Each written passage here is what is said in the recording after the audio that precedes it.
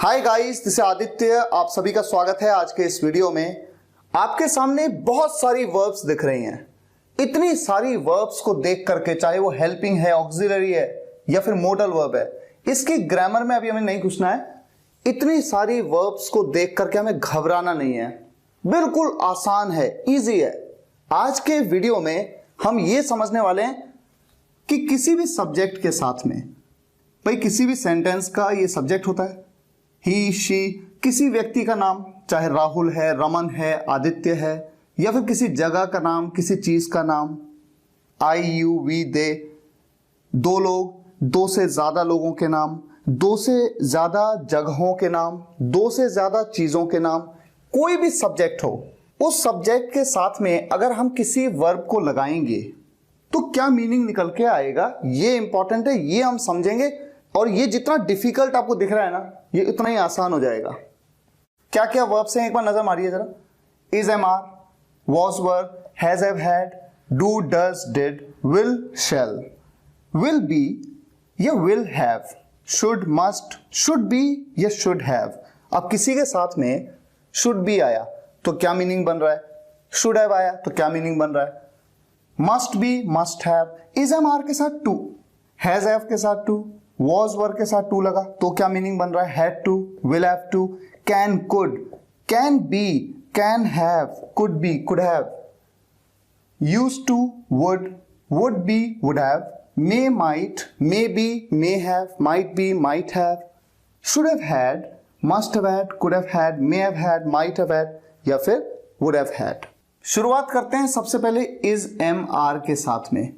अगर मैं एक हिंदी मीडियम स्कूल के बच्चे से बोलूं कि इज, एम, आर का मतलब होता है,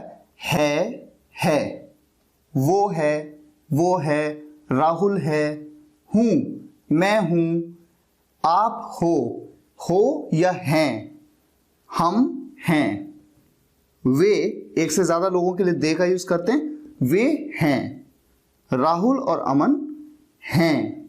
तो है एक के लिए, हूं मेरे लिए, हैं एक से ज्यादा के लिए, या फिर यू में दो ना, आप या तुम, चाहे एक हो चाहे एक से ज्यादा, यू के साथ हमेशा ही आप आर का यूज करते हैं। ये तो कुछ रूल्स हैं जिन्हें हम चैलेंज नहीं कर सकते, ऐसे ही सीखना है।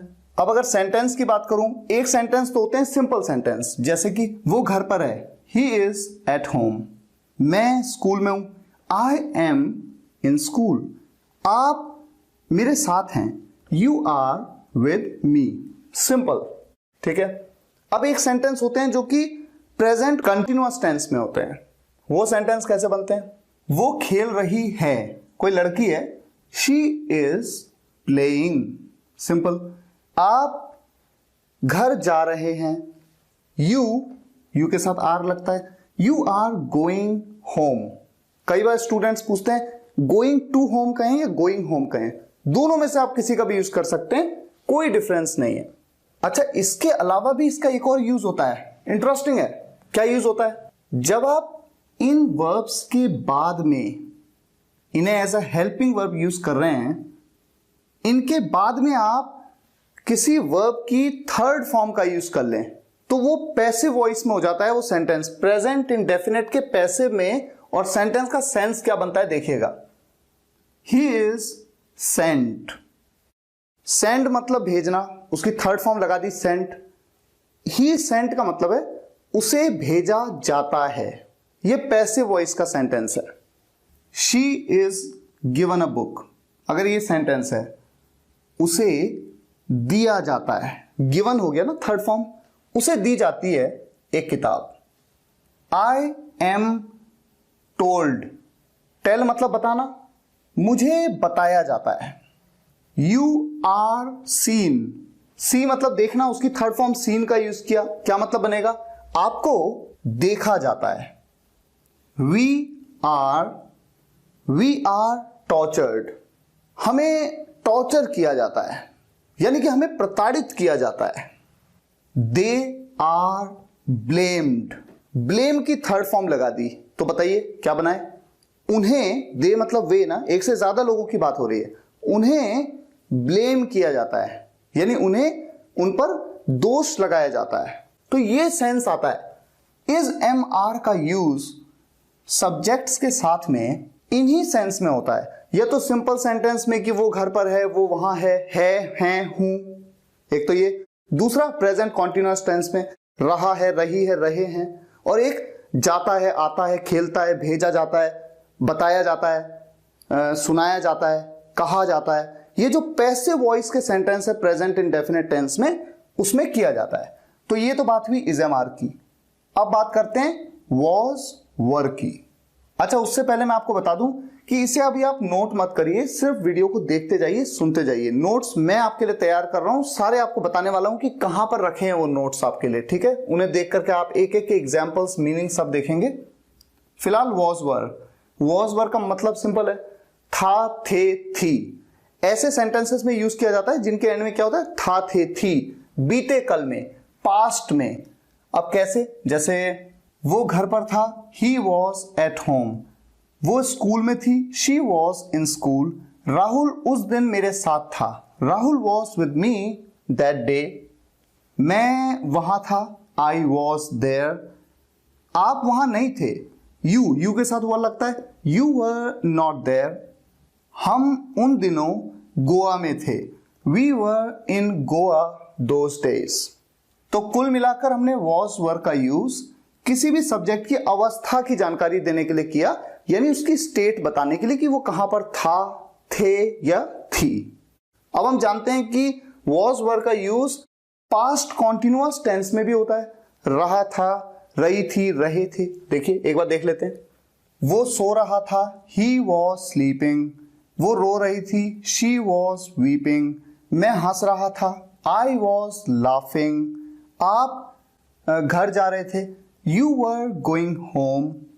हम आपके साथ खेल रहे थे, we were playing with you. और जैसे हमने इसका यूज किया था प्रेजेंट इंडेफिनिट के पैसिव वॉइस में, वॉज वर का यूज किया जाता है पास्ट इंडेफिनिट टेंस के पैसिव वॉइस में। कैसे, उसे भेजा गया, उसे बताया गया, हमें सुलाया गया, हमें बिठाया गया, हमें बताया गया, उसे बताया गया। बताने को टेल कहते हैं। ही वॉज टोल्ड, टेल की थर्ड फॉर्म, पैसिव वॉइस में थर्ड फॉर्म का यूज करते हैं। जिसकी समझ में आ रहा है ठीक है, नहीं समझ में आ रहा है कोई बात नहीं, जितना आ रहा है उतना समझते चलो। उसे दिया गया, या मान लीजिए मैं कहूं कि उसे मोबाइल दिया गया। शी वॉज, देने को गिव की third form given. She was given a mobile, उसे एक मोबाइल दिया गया। हमें डांटा गया, वी वर, डांटने को स्कॉल्ड, उसकी third form we were scolded. मान लीजिए मैं कहूं हमें हमारे टीचर्स के द्वारा डांटा गया, we were scolded by our teachers. अब बात करते हैं हैज, हैव और हैड की। इन दोनों की अगर मैं बात करूं, इनका एक मीनिंग है पास है। कैसा सेंटेंस, उसके पास पेन है, ही हैज अ पेन। उसके पास किताबें हैं, शी हैज बुक्स। मेरे पास कुछ है, आई हैव समथिंग। आपके पास पैसे हैं, यू हैव मनी। हमारे पास बहुत सारी किताबें हैं, we have lots of books. अभी मैं आपको छोटे छोटे सेंटेंस बता रहा हूं क्योंकि आपको सिर्फ समझना है कि सेंस क्या है। तो एक सेंस था पास है का सेंस, और दूसरा सेंस है जहां पर हैज या हैव के बाद किसी वर्ब की थर्ड फॉर्म का यूज किया जाता है। होता है ना ऐसा, वर्ब की थर्ड फॉर्म का यूज ऐसा होता है प्रेजेंट परफेक्ट टेंस में। और सेंस होता है किसी काम को कर चुका है, चुकी है, चुके हैं, लिया है, दिया है, उसने मुझे किताब दी है, वो मुझसे किताब ले चुकी है, उसने मुझे पैसे दे दिए हैं। यानी किसी काम को ना कर चुके हैं। जैसे कि वो स्कूल जा चुका है, he has gone to school. वो वहां रह चुकी है, शी हैज लिव्ड देयर। मैं उस लड़के के साथ खेल चुका हूं, I have played with that boy. आप मेरी मम्मी से मिल चुके हैं, यू हैव मेट, मीट की third form met, you have met my mom. Simple. अच्छा, इसका ना एक और सेंस होता है। क्या सेंस होता है, जैसे कि ना मुझ में है, आप में है। जैसे यहां देखिए, उसमें कुछ करने की क्षमता है, पोटेंशियल है उसमें। वो एक लड़का है, ही हैज, उसमें है यानी उसके अंदर है। किसी के अंदर होना कुछ, ये सेंस भी होता है हैज हैव का। He has potential to do something, मुझ में क्या है, मुझ में रिस्क लेने की हिम्मत है, साहस है। आई हैव क्या है, साहस है, courage, I have courage to take risk. आपके अंदर यानी आप में ना एक बहादुरों वाला दिल है, brave heart, you have a brave heart. तो किसी व्यक्ति के अंदर कुछ होना यानी उसमें कुछ होना, इसके लिए भी हैज हैव का यूज करते हैं। और एक और सेंस में करते हैं, जैसे उसके 2 भाई हैं, उसकी 3 बहनें हैं, मेरे 4 चाचा हैं। देखिए उसके 2 भाई हैं, ही हैज 2 ब्रदर्स, उसकी 3 बहनें, शी हैज 3 सिस्टर्स। मेरे 2 चाचा हैं, आई हैव 2 अंकल्स। आपके 2 दोस्त हैं, यू हैव 2 फ्रेंड्स। तो कोई रिश्तेदार है, जैसे मेरे 2 भाई हैं, बहन है, या फिर दोस्त हैं, अंकल हैं, चाचा हैं, ताऊ हैं, दादा हैं। इन सेंस में भी हैज हैव का यूज होता है। तो देखिए ना, हैज हैव का यूज कितनी जगह पे हुआ। एक तो पास है, किसी के पास कुछ है, वहां पर भी, किसी की बहनें हैं, भाई हैं, दोस्त हैं, उसमें भी, किसी के अंदर कुछ है, उसमें भी, के अंदर है यानी में है। और प्रेजेंट परफेक्ट टेंस में तो हो ही रहा है, किसी काम को कर चुका है कोई व्यक्ति, चुका है, चुकी है, चुके हैं, लिया है, दिया है। और ठीक इसी तरह से हैड का यूज होता है। तो इसका यूज हो रहा है पास है के लिए, तो इसका यूज हो रहा है पास था, मेरे पास पेन था, आई हैड अ पेन, पास था। दूसरा, भाई बहन दोस्त आदि थे, उसके 2 भाई थे, ही हैड 2 ब्रदर्स। हमारी 4 बहनें थी, वी हैड 4 सिस्टर्स। या फिर उसमें कुछ था, जैसे कि उनके अंदर यानी उनमें जीतने की प्रबल इच्छा थी। प्रबल इच्छा यानी strong desire, they had a strong desire to win, simple. या फिर चुका था, चुकी थी, चुके थे, पास्ट परफेक्ट टेंस में।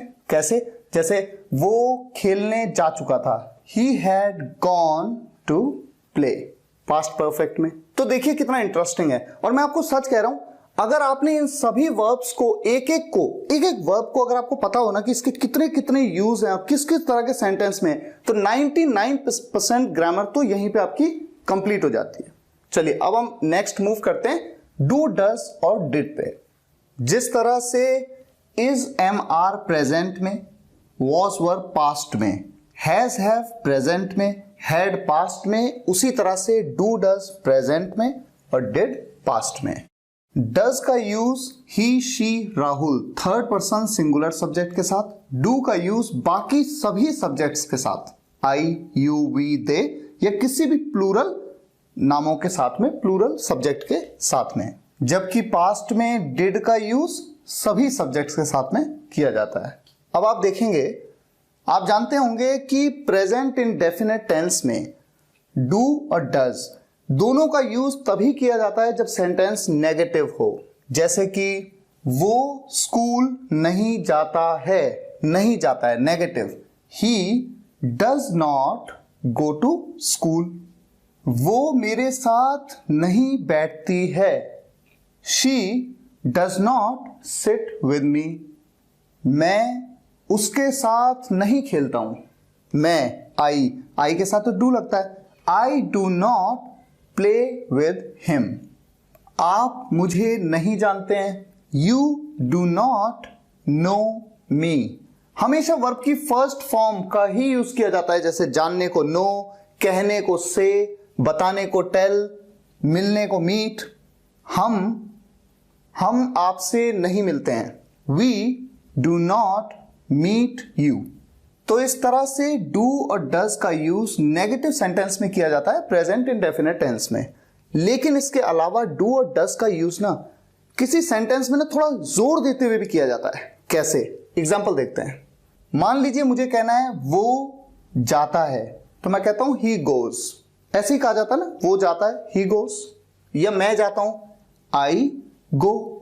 लेकिन अगर थोड़ा जोर देना हो, जैसे वो जाता है, वो जाता है, ऐसे किसी को बता रहे हो आप। किसी ने आपसे कहा वो नहीं जाता है स्कूल, आपने कहा वो जाता है, ही ही डज गो, तो ही गोज कहने के बजाय जब आप कहते हैं ना ही डज गो, इसका मतलब वो जाता है, ये सेंस है। या फिर मैं जाता हूं, किसी ने कहा आप वहां कभी नहीं जाते हो, आपने कहा नहीं मैं जाता हूं, आई डू गो। हम राहुल से मिलते हैं, हम राहुल से मिलते हैं भाई, आपको लग रहा है कि हम मिलते नहीं हैं, हम राहुल से मिलते हैं, रोज मिलते हैं। We do meet Rahul every day. इस सेंस में आप डू और डज का यूज करते हैं। अब अगर हम बात करें डिड की, डिड का यूज पास्ट इंडेफिनिट टेंस के सेंटेंसेस में किया जाता है, नेगेटिव सेंटेंसेस में। कैसे होते हैं वो सेंटेंस? आया गया, उठा बैठा, रोया सोया, हंसा जागा, नाचा गाया। जैसे कि वो मेरे घर नहीं आया, नहीं आया, पास्ट इंडेफिनिट टेंस का नेगेटिव सेंटेंस।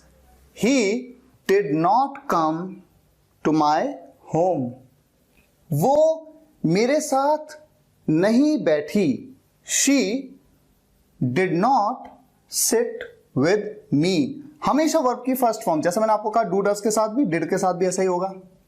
राहुल आपसे नहीं मिला, Rahul did not meet you. मैंने आपको कॉल नहीं किया, I did not call you, I did not call you. तुम वहां नहीं गए, you did not go there. तो सब्जेक्ट कोई भी हो, आया गया, उठा बैठा, रोया सोया, हंसा जागा, नेगेटिव सेंटेंसेस में हमेशा डिड के साथ में नॉट का यूज, इस तरह से आप सेंटेंस बनाते हैं। और डिड का यूज डू डज की तरह जोर देने के लिए भी किया जा सकता है, जैसे कि मैं वहां गया, I did go there, I did go there. या फिर राहुल रश्मि से मिला। वैसे तो अगर यहां पर जोर ना देते तो पास्ट इंडेफिनिट टेंस का अफर्मेटिव सेंटेंस तो डिड के साथ बनता ही नहीं है, तब हम कैसे कहते? राहुल मेट रश्मि। लेकिन जब मैंने कहा कि राहुल रश्मि से मिला जोर देते हुए, तो वहां पर डिड का यूज भी कर दिया और फिर वर्ब की सेकंड फॉर्म की जगह फर्स्ट ही फॉर्म का यूज किया, राहुल डिड मीट रश्मि। इस तरह से सेंटेंस को बनाया जाता है। अब बात करते हैं विल की। विल तो बहुत ही सिंपल है, हम में से अधिकतर जानते हैं फ्यूचर के लिए गा गे गी, और कोई काम होता है वहां पर, जैसे मैं जाऊंगा, जाना एक काम है, वो खेलेगा, खेलना एक काम है। तो फर्स्ट फॉर्म, उस वर्ब की फर्स्ट फॉर्म का यूज करेंगे, जैसे कि वो खेलेगा, ही विल प्ले। मैं जाऊंगा, आई विल गो। हम आपसे मिलेंगे, वी विल मीट यू। वो हमारे घर आएंगे, वो एक से ज्यादा लोग हैं ना, they will come to our home. अच्छा, अब मैं अगर बात करूं शेल की, ये इंटरेस्टिंग है। पहले क्या होता था कि गा गे गी के लिए विल या शेल में से किसी एक का यूज करते थे फ्यूचर टेंस में, लेकिन अब शेल का यूज फ्यूचर टेंस में बिल्कुल नहीं किया जाता। शेल का यूज कैसे किया जाता है? एक मॉडल वर्ब की तरह। मीनिंग क्या बनता है इसका? मीनिंग इसका दो मीनिंग बनते हैं। एक तो वही मीनिंग बनता है जो शुड का बनता है, यानी कि चाहिए, चाहिए। जैसे मैं आपसे कहूं क्या मुझे वहां जाना चाहिए, क्या मुझे वहां जाना चाहिए, शैल आई go there, shell I go there, चाहिए का सेंस। या फिर क्या मुझे खेलना चाहिए, शैल आई प्ले, क्या उसे आपसे मिलना चाहिए, शैल ही मीट यू, क्या हमें आपको बताना चाहिए, शैल वी टेल यू। ये सेंस होता है शैल का। एक तो ये, दूसरा सेंस होता है ऊ फॉर्मेशन। ऊ कैसा? देखिए एग्जांपल देता हूं, क्या मैं जाऊं, जाऊं, ऊ फॉर्मेशन बन रहा है ना, ऊ। क्या मैं जाऊं, क्या मैं खेलूं, क्या मैं आपको देखूं, क्या मैं यहां पर बैठूं, ठू, ऊ। ये ऊ जो फॉर्मेशन है, इसके लिए शैल का यूज किया जाता है। कैसे? क्या मैं जाऊं, शैल आई गो, क्या मैं आपसे मिलूं, शैल आई मीट यू, क्या मैं आपके साथ बैठूं, शैल आई सिट विथ यू, क्या मैं उससे बात करूं, शैल आई टॉक टू हिम। अब बात करते हैं विल के साथ बी और विल के साथ हैव की। विल बी, आप कहीं पे भी सेंटेंस में देखें विल बी के ना दो सेंस निकलते हैं। क्या है वो दो सेंस? पहला सेंस होगा होगा, बी मतलब होना होता है ना, होगा, होगा। जैसे कि वो घर पर होगा, he will be at home, वो रवीना के साथ होगी, she will be with Raveena, मैं घर पर होऊंगा। जैसे हम किसी को कहते हैं ना कि कल आ जाना मेरे घर पे, डोंट वरी मैं घर पे ही होऊंगा, मैं घर पे होऊंगा। I will B at home. Rahul और अमन आदित्य के साथ होंगे। Rahul and Aman will be with Aditya. Simple. तो आपको क्या ध्यान रखना है, विल बी का एक सेंस क्या है, होगा, होंगे, होगी, ये सेंस आ रहा है। दूसरा सेंस फ्यूचर कंटिन्यूअस टेंस में, जब सब्जेक्ट किसी काम को कर रहा होगा, जैसे वो जा रहा होगा, वो खेल रहा होगा, वो सो रही होगी, वो शाम को खेल रहा होगा। He will be playing in the evening. Play के साथ आपने आईएनजी लगा दिया। जिस भी काम को कर रहा होगा, जब किसी काम को कर रहे होने की बात होती है तो आईएनजी का आप यूज करते हैं ना। मैं कल सुबह अमेरिका जा रहा होऊंगा। I will be going to America tomorrow morning. तो विल बी का मतलब आपने दो सेंस में समझ लिया ना। होगा, वो घर पर होगा, वो घर पर होगी, वो घर पर होंगे, ये सेंस है होगा। और दूसरा रहा होगा, किसी काम को ना सब्जेक्ट कर रहा होगा भविष्य में।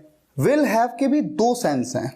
पहला सेंस है पास होगा, किसी के पास ना कुछ होगा, जैसे कि मेरे पास कुछ होगा, मेरे पास मोबाइल होगा, उसके पास किताब होगी।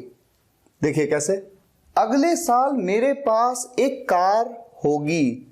आई मेरे पास होगी ना, सब्जेक्ट हूं मैं। I will have a car next year. दिसंबर तक आपके पास अपना खुद का घर होगा। दिसंबर तक, इस साल दिसंबर तक आपके पास अपना खुद का घर होगा। यू विल हैव, आपके पास होगा, योर ओन हाउस, आपका खुद का घर, your own house by December this year. तो एक सेंस तो विल हैव का ये है, पास होगा।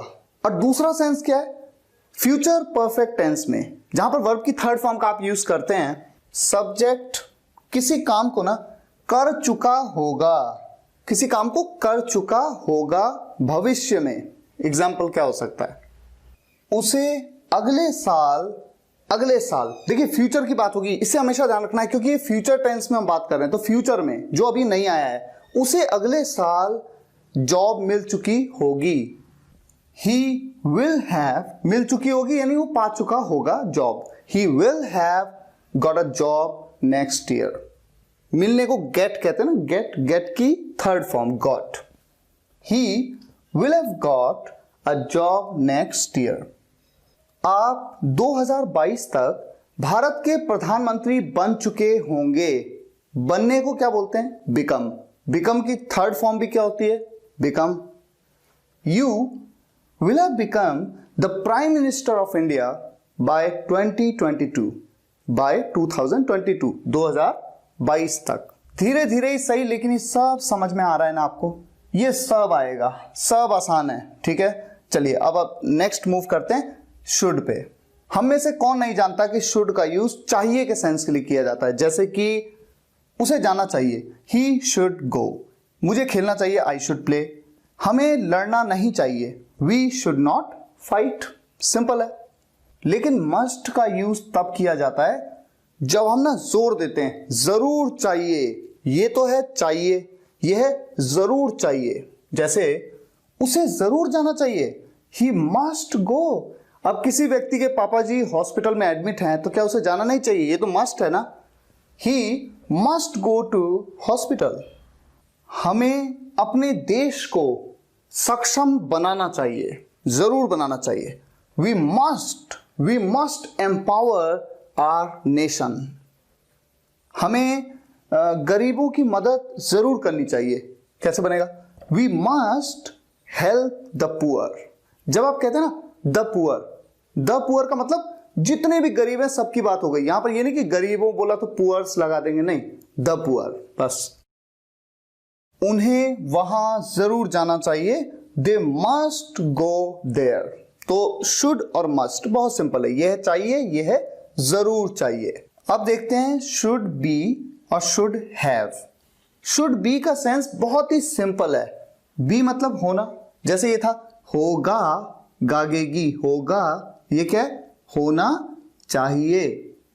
उसे घर पर होना चाहिए, होना चाहिए, उसे होना चाहिए। किसी एक लड़के की बात हो रही है तो वो सब्जेक्ट है वो, he should be at home.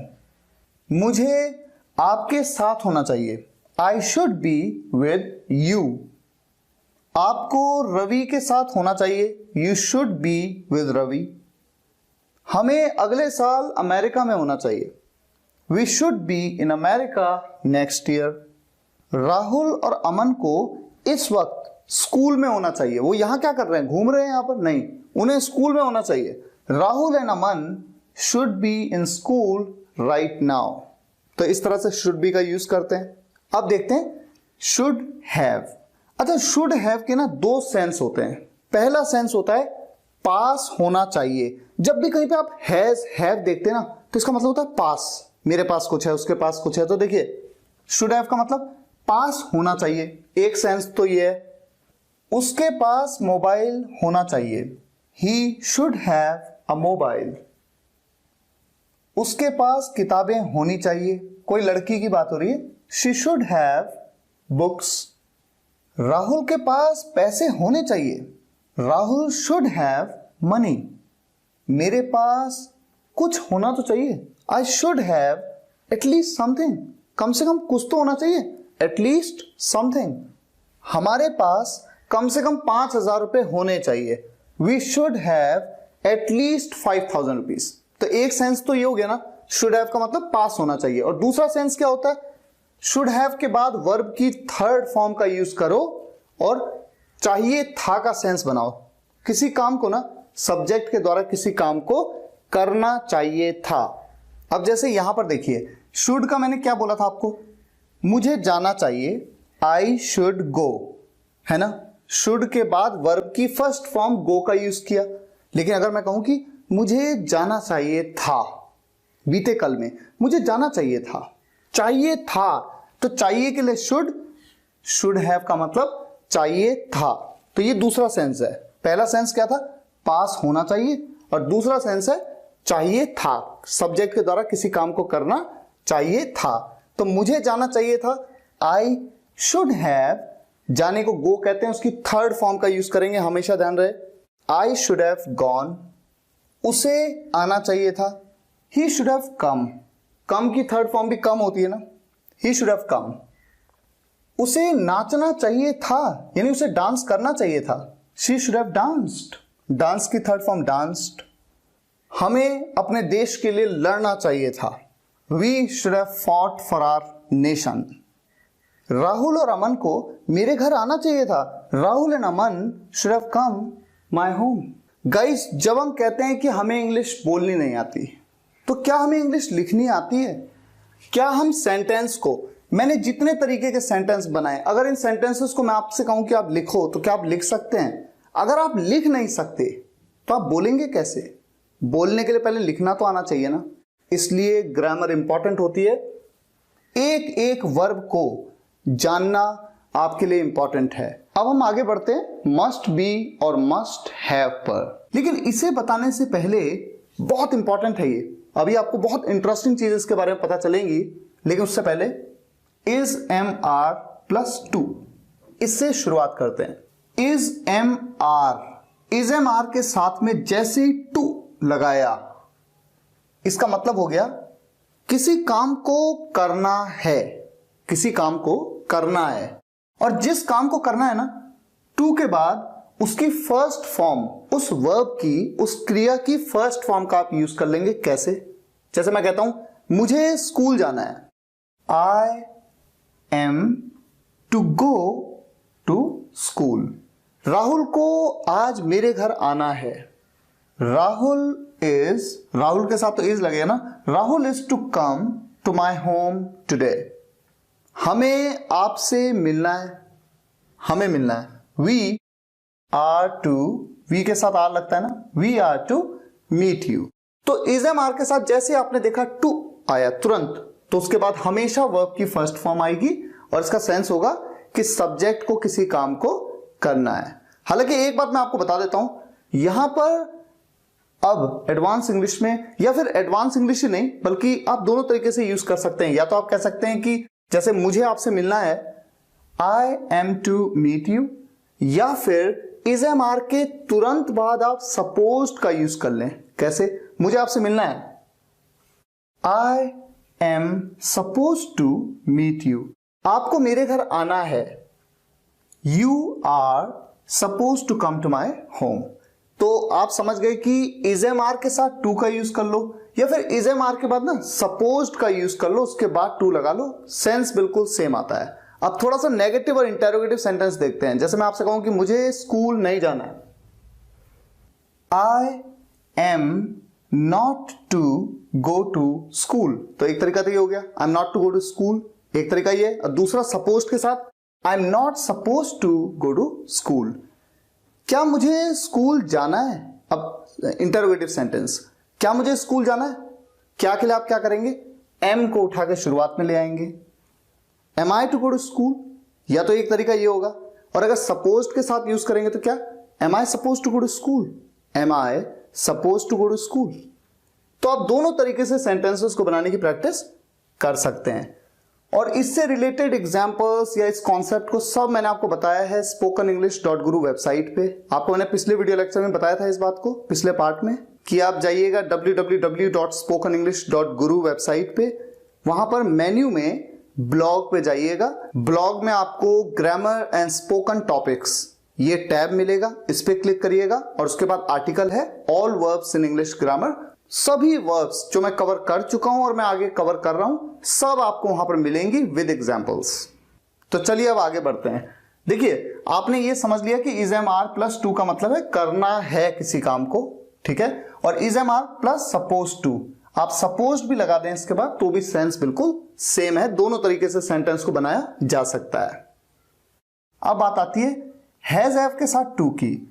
आप तो जानते हैं हैज का यूज किया जाता है थर्ड पर्सन सिंगुलर सब्जेक्ट के साथ में, और हैव का यूज किया जाता है बाकी सभी सब्जेक्ट्स के साथ में। जैसा कि आप जानते भी हैं, ये बात पिछले वीडियो लेक्चर में बताई है मैंने आपको, हैज हैव का यूज ऐसे ही तो किया जाता है। लेकिन यहां पर आप देख रहे हैं कि हैज हैव के तुरंत बाद टू का यूज होगा और उसके बाद वर्ब की फर्स्ट फॉर्म का यूज होगा जिस भी काम को सब्जेक्ट को करना है।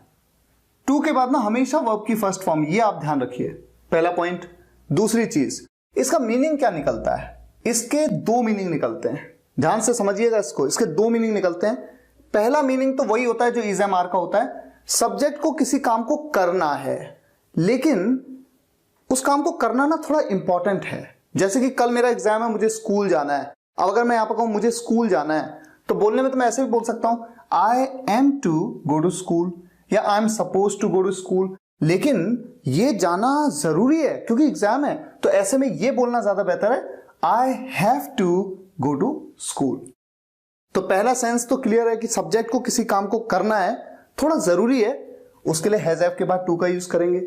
और दूसरा सेंस होता है किसी काम को ना करना पड़ता है, करना पड़ता है, मुझे वहां जाना पड़ता है, उसे मेरे घर आना पड़ता है। एग्जाम्पल देखिए, मुझे उसे रोज कॉल करना पड़ता है, मुझे करना पड़ता है ना, सब्जेक्ट हूं मैं, I have to call him every day, मुझे उसे रोज कॉल करना पड़ता है, I have to call him every day.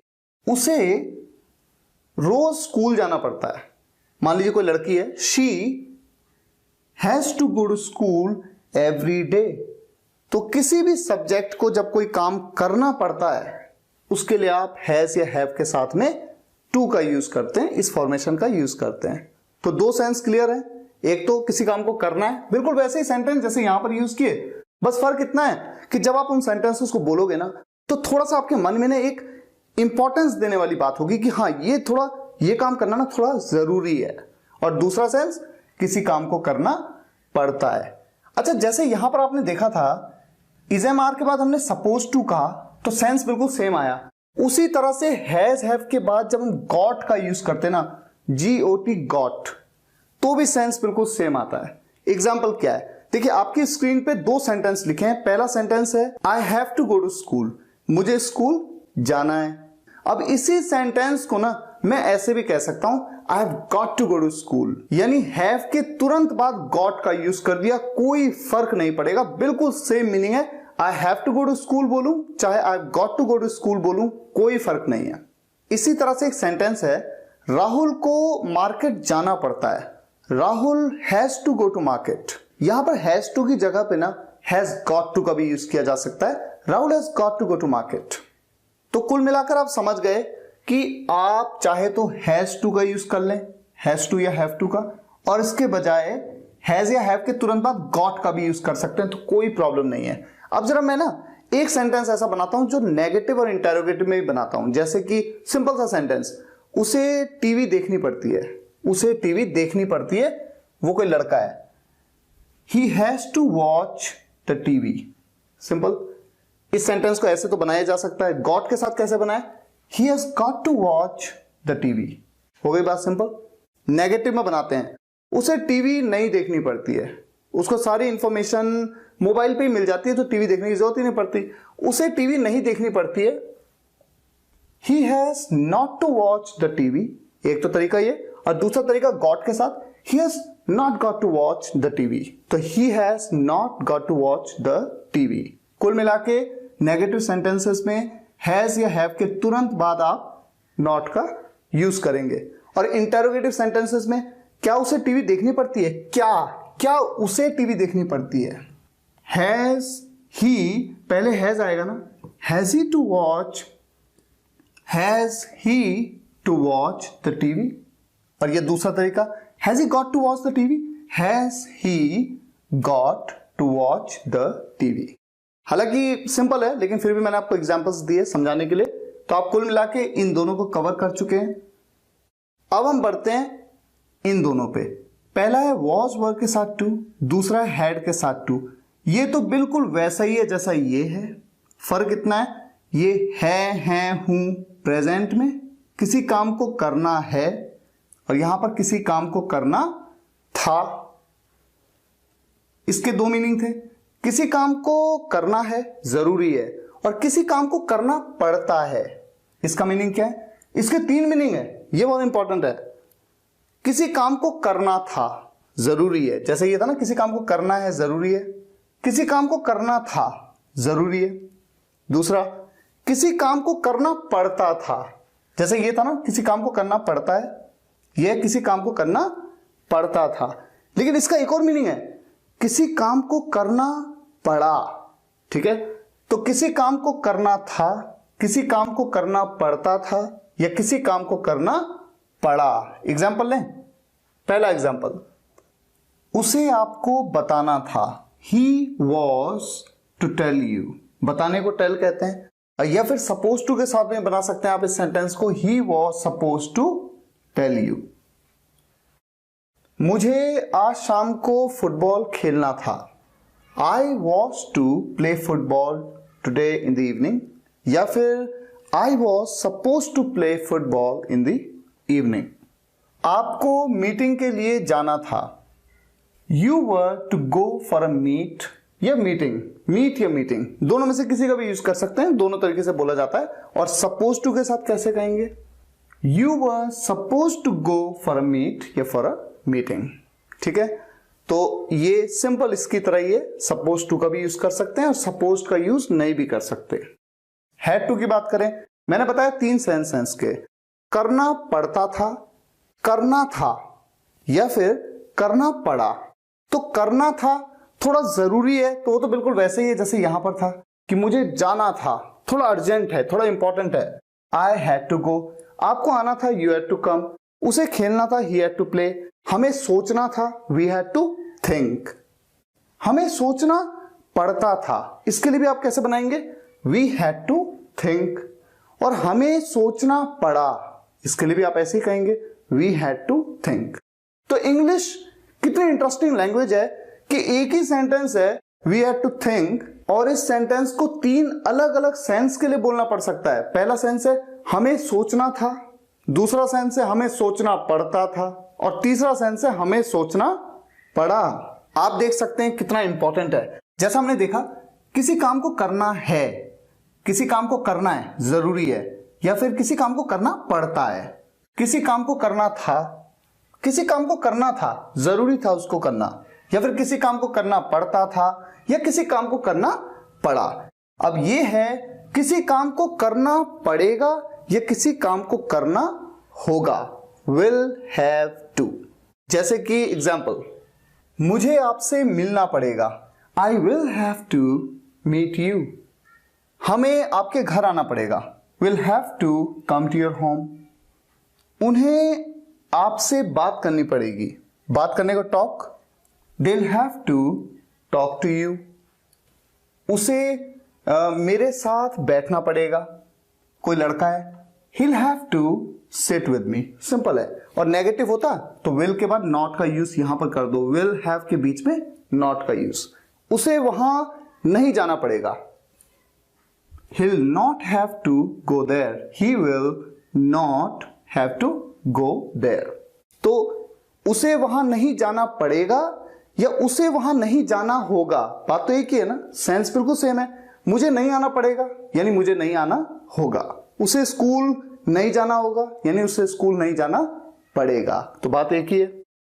अच्छा, जैसे ये है किसी काम को करना होगा या किसी काम को करना पड़ेगा, उसी तरह से एक और होता है किसी काम को करना होता या किसी काम को करना पड़ता। एग्जाम्पल लेते हैं, जैसे कि उसे आज आपसे मिलना पड़ता। कोई लड़का है, ही वुड हैव टू, उसके बाद हमेशा टू के बाद, जैसा मैंने कहा आपसे, हमेशा वर्ब की फर्स्ट फॉर्म मिलना को मीट कहते हैं। He would have to meet you. आपको उसके घर जाना पड़ता। You would have to go to his home. आपको उसके घर जाना पड़ता या फिर आपको उसके घर जाना होता, बात तो एक ही है ना। तो जैसे आपको किसी काम को करना होगा या करना पड़ेगा, उसी तरह से करना होता या करना पड़ता, दोनों का सेंस बिल्कुल सेम है। दोनों के लिए क्या यूज करते हैं आप? Would have to. उन्हें कल दिल्ली जाना पड़ता। उन्हें, वो एक से ज्यादा है। They would have to go to Delhi yesterday. अच्छा, वो हमारा प्लेसमेंट हो गया, वरना हमें अपने करियर के बारे में सोचना पड़ता। अच्छा, वो हमारा प्लेसमेंट हो गया, luckily we got the placement. अच्छा, वो हमारा प्लेसमेंट हो गया यानी कि किस्मत से हमारा प्लेसमेंट हो गया। अदरवाइज, वरना हमें अपने करियर के बारे में सोचना पड़ता। We would have to think about our career. तो इस तरह से आप वुड हैव टू का यूज करते हैं, ठीक है। अब हम बात करते हैं मस्ट बी और मस्ट हैव की। ये बहुत ही खास है, बहुत ही इंपॉर्टेंट है, ठीक है। ध्यान से सुनिएगा, मैं एक एक बात आपको बताऊंगा। सबसे पहले मस्ट बी की बात करते हैं। अच्छा, आप तो जानते हैं ना, मस्ट का मतलब जरूर चाहिए। जैसे मैंने आपको यहां पर बताया था, शुड मतलब चाहिए, मस्ट मतलब जरूर चाहिए। और फिर मैंने आपको क्या बोला था? शुड बी का मतलब होता है होना चाहिए। होना चाहिए, बी मतलब होना, होना चाहिए। उसी तरह से मस्ट बी का एक सेंस है जरूर होना चाहिए। पहला सेंस, तीन सेंसेस के पहला सेंस है जरूर होना चाहिए। जैसे कि उसे घर पर जरूर होना चाहिए, ही मस्ट बी एट होम। उसे स्कूल में जरूर होना चाहिए। कोई लड़की है, she must be in school right now. उसे इस वक्त स्कूल में जरूर होना चाहिए। मुझे आपके साथ जरूर होना चाहिए, I must be with you. हमें वहां जरूर होना चाहिए, वी मस्ट बी देयर। ये तो हो गया जरूर होना चाहिए, पहला सेंस। अब दूसरा सेंस क्या है वो ध्यान से समझिएगा। आप जानते हैं कि विल बी में मैंने आपको बताया था, विल बी का मतलब क्या हुआ? होगा। गागेगी के लिए विल का यूज करते हैं। होना चाहिए, होगा। जैसे ये है होगा, ये है जरूर होगा। तो देखिए, पहला सेंस क्या था? जरूर होना चाहिए। दूसरा सेंस जरूर होगा। एग्जाम्पल देखिए क्या हो सकता है। राहुल घर पर होगा। राहुल घर पर होगा, ये तो सिंपल है, Rahul will be at home. लेकिन जब मैं कहता हूं राहुल घर पर जरूर होगा, जरूर होगा के केस में Rahul must be at home, वो हॉस्पिटल में जरूर होगी, she must be in hospital. मैं वहां जरूर होऊंगा, आई मस्ट बी देयर। हम उस दिन आपके घर पर जरूर होंगे, जरूर होंगे ना। We must be at your home that day. तो मस्ट बी के दो सेंस तो आपको बिल्कुल क्लियर हो गए। पहला सेंस क्या था? जरूर होना चाहिए, इससे बना था। और दूसरा जरूर होगा। अब इसका तीसरा सेंस बहुत ही इंपॉर्टेंट सेंस है। वो किससे बनता है? जैसे पहला सेंस बना शुड बी से, दूसरा सेंस बना विल बी से, तीसरा सेंस बनता है वुड बी से। क्या सेंस होता है? जरूर करता होगा। जो आपका सब्जेक्ट है ना सेंटेंस का, वो किसी काम को जरूर करता होगा। एग्जाम्पल लेते हैं, जैसे कि आप आजकल ऑफिस जरूर जाते होंगे। अच्छा, अगर जरूर ना बोले, पक्का जरूर ना बोले ना, तो वुड बी के साथ सेंटेंस को बनाएंगे कैसे? आप आजकल ऑफिस जाते होंगे। You would be going to office these days. यहां पर जो काम करते होंगे ना, उसके साथ आईएनजी लगाना जरूरी है। वुड बी गोइंग, जैसे गोइंग, गो के साथ आईएनजी लगाए ना। उसी तरह से मस्ट के केस में भी देखिए, आप इन दिनों ऑफिस जरूर जाते होंगे। You must be going to office these days. मुझे यकीन है आप अमन से जरूर मिलते होंगे। आई एम श्योर, मुझे यकीन है, I am sure you must be meeting Aman. और एक बात का ध्यान रखना है, जो भी काम सब्जेक्ट करता होगा ना, उसके साथ आईएनजी जरूर लगाना है। मीटिंग, मीट के साथ आईएनजी लगाया ना। I am sure you must be meeting Aman. वो आपको रोज कॉल करता होगा, लड़का है कोई, he must be calling you every day. इस तरह से बनाया जाएगा ये सेंटेंस। देखिए कितना इंपॉर्टेंट है मस्ट बी, 3 अलग अलग सेंस। अब बात करते हैं मस्ट हैव की। जैसे मैंने आपको बताया था शुड हैव, इसके 2 सेंस होते हैं। क्या होते हैं वो 2 सेंस? एक होता है पास होना चाहिए, सब्जेक्ट के पास कुछ होना चाहिए। जैसे कि मेरे पास मोबाइल होना चाहिए, I should have a mobile. उसके पास किताब होनी चाहिए, ही शुड हैव अ बुक। यह पास होना चाहिए, तो ये क्या हो जाएगा? जरूर होना चाहिए। उसके पास ना जरूर होना चाहिए। जैसे आपके पास मोबाइल जरूर होना चाहिए, you must have a mobile. आपके पास मोबाइल जरूर होना चाहिए, you must have a mobile. उसके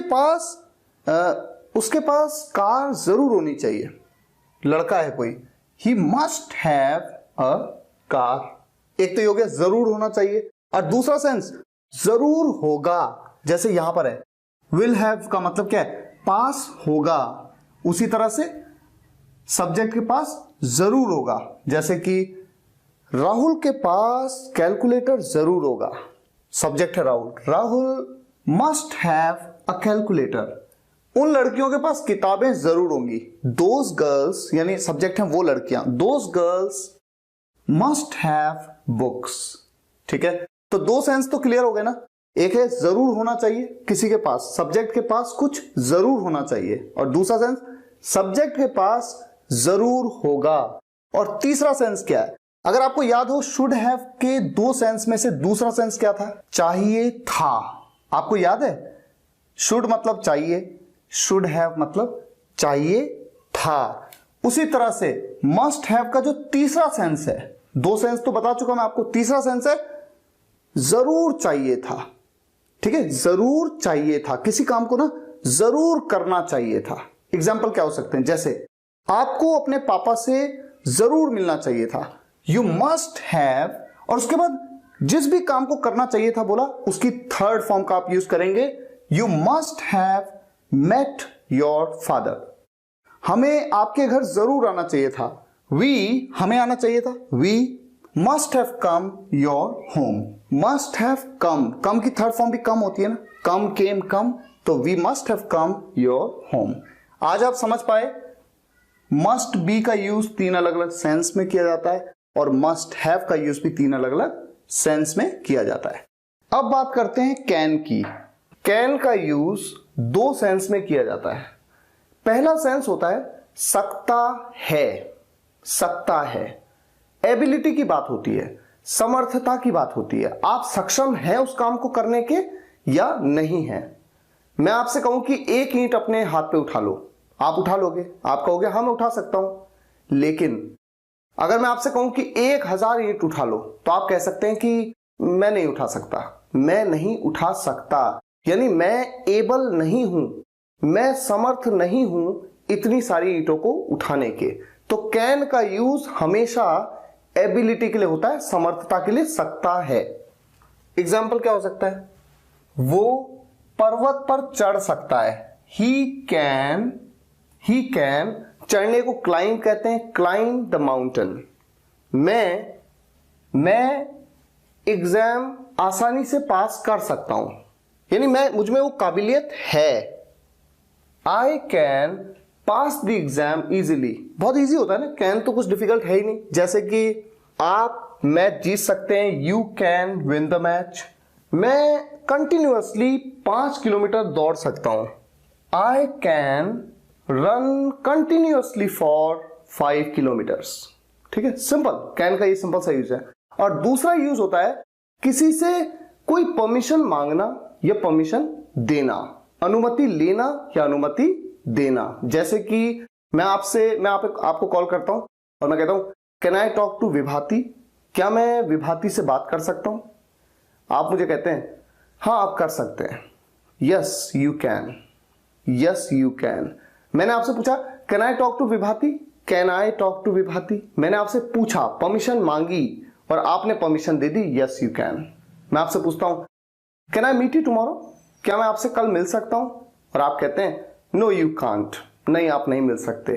तो अनुमति देना न देना, अनुमति लेना न लेना, जिसके लिए आप कुड का भी यूज करते हैं, आपने देखा होगा। कैन आई टॉक टू विभाति की जगह कुड आई टॉक टू विभाति भी कहा जाता है, या फिर मे आई टॉक टू विभाति भी कहा जाता है। कैन, कुड, मे सभी का यूज करते हैं। तो कैन का यूज दो सेंस में, पहला सेंस है सकता है, एबिलिटी की बात हो रही है प्रेजेंट में, और दूसरा सेंस क्या है, अनुमति लेना या देना, परमिशन लेना या देना। अब बात करते हैं कुड की। कुड का यूज 4 सेंस में किया जाता है। 4 सेंस, बड़े ध्यान से समझिएगा, इसको, बहुत इंपॉर्टेंट है। पहला सेंस होता है सकता था, बीते कल में आपकी काबिलियत, समर्थता, एबिलिटी की बात होगी। जैसे कैन का यूज प्रेजेंट में एबिलिटी के लिए था, कुड का यूज पास्ट में एबिलिटी के लिए। अभी एग्जांपल दूंगा मैं आपको। दूसरा सेंस होता है कुड का सका या पाया, मैं वहां नहीं जा सका, वो नहीं आ पाया, वो खेल नहीं पाया, सो नहीं पाया, रो नहीं पाया। तीसरा होता है परमिशन लेने या देने के लिए, जैसे कैन का यूज हुआ था, परमिशन लेना या देना। और चौथा होता है टू एक्सप्रेस पॉसिबिलिटी, संभावना को व्यक्त करने के लिए। अभी एग्जांपल सारे आपके सामने आने वाले हैं। सबसे पहला एग्जांपल जो कुड की मैं बात कर रहा हूं, कुड का पहला सेंस है सकता था। क्या? जैसे कि आप मैच जीत सकते थे क्योंकि आपके पास बहुत अच्छे प्लेयर थे, आप मैच जीत सकते थे, आपके अंदर वो काबिलियत थी क्योंकि आपके पास अच्छे प्लेयर्स थे। You could win the match because you had very good players.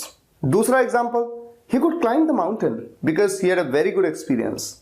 वो पहाड़ पर चढ़ सकता था, वो काबिल था चढ़ने के, काबिलियत की बात हो रही है। because he had a very good experience, क्योंकि उसके पास बहुत अच्छा एक्सपीरियंस था। इसी तरह का एग्जाम्पल हो सकता है कि I could run continuously for an hour when I was young. जब मैं जवान था ना, मैं कंटिन्यूअसली, लगातार 1 घंटे तक दौड़ सकता था। ये भी तो एग्जाम्पल सही है ना। यानी कुल मिलाकर कुड का यूज एबिलिटी के लिए हो रहा है पास्ट में। अब दूसरा मैंने आपको क्या बताया, सका या पाया। जैसे वो नहीं जा सका, he couldn't go, मैं नहीं आ पाया, I couldn't come। वो किसी तरह से घर पहुंच सका, he could somehow reach home। दूसरा यूसेज हो गया, दूसरा जो सेंस है इसका। तीसरा, परमिशन लेने या देने के लिए, जैसे मैंने कैन के केस में आपसे कहा था कि can I talk to Vibhati, उसी तरह से could I talk to Vibhati, could I sit with you, क्या मैं आपके साथ बैठ सकता हूं, कुड आई गो देयर, क्या मैं वहां जा सकता हूं, कुड आई मीट यू, क्या मैं आपसे मिल सकता हूं। और हमेशा ध्यान रखें, परमिशन लेने या देने के लिए ना, जैसे मैंने आपको बताया कैन, मे, कुड, तीनों में से किसी का भी यूज किया जा सकता है। और चौथा यूज मैंने आपको कुड का क्या बताया, संभावना को व्यक्त करने के लिए, कोई पॉसिबिलिटी है, जैसे कि वो आज शाम को आपसे मिल सकता है, संभावना, काबिलियत नहीं बल्कि संभावना की बात हो रही है। He could meet you in the evening today। Simple, आपके पापा आपको किसी भी समय कॉल कर सकते हैं। कौन कर सकते हैं? आपके पापा। Your father could call you anytime। Simple है। और पॉसिबिलिटी को एक्सप्रेस करने के लिए, संभावना को बताने के लिए ना, कुड, मे और माइट तीनों का यूज किया जाता है। अभी मे और माइट में ये बात मैं आपको बताने वाला हूं। ये तो हो गया। अब ये इंपॉर्टेंट है, कैन बी।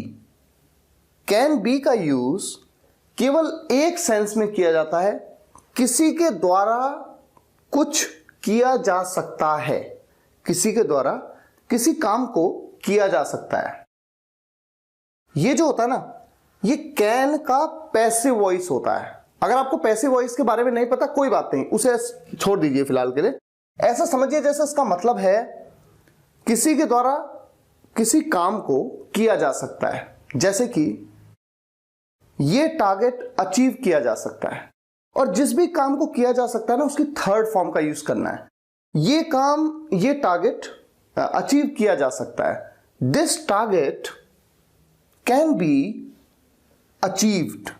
अचीव की थर्ड फॉर्म, हमेशा उसकी थर्ड फॉर्म जिसे किया जा सकता है, ठीक है। This target can be achieved, किसके द्वारा अचीव किया जा सकता है ये नहीं बताया। हाँ, अगर मैं कहूं ये टारगेट आपके द्वारा अचीव किया जा सकता है, this target can be achieved by you, this dance can be performed by you. इस डांस को ना आपके द्वारा परफॉर्म किया जा सकता है। आप ऐसा मत सोचो कि नहीं कर पाओगे, आप कर लोगे, आप समर्थ हो। इसी तरह का एक और एग्जांपल है, इस गाने को किसी के भी द्वारा गाया जा सकता है, this song can be sung by anybody, ठीक है। तो ये कैन बी का एक सेंस है, सिंपल। अब कैन हैव की बात करते हैं। कैन हैव का एक सेंस होता है पास हो सकता है, किसी के पास कुछ हो सकता है, जैसे कि आपके पास अगले साल एक कार हो सकती है। यू कैन हैव, यू आपके पास हो सकती है ना, you can have a car next year. आपके पास एक अच्छी बॉडी हो सकती है अगर आप रोज जिम जाएं तो।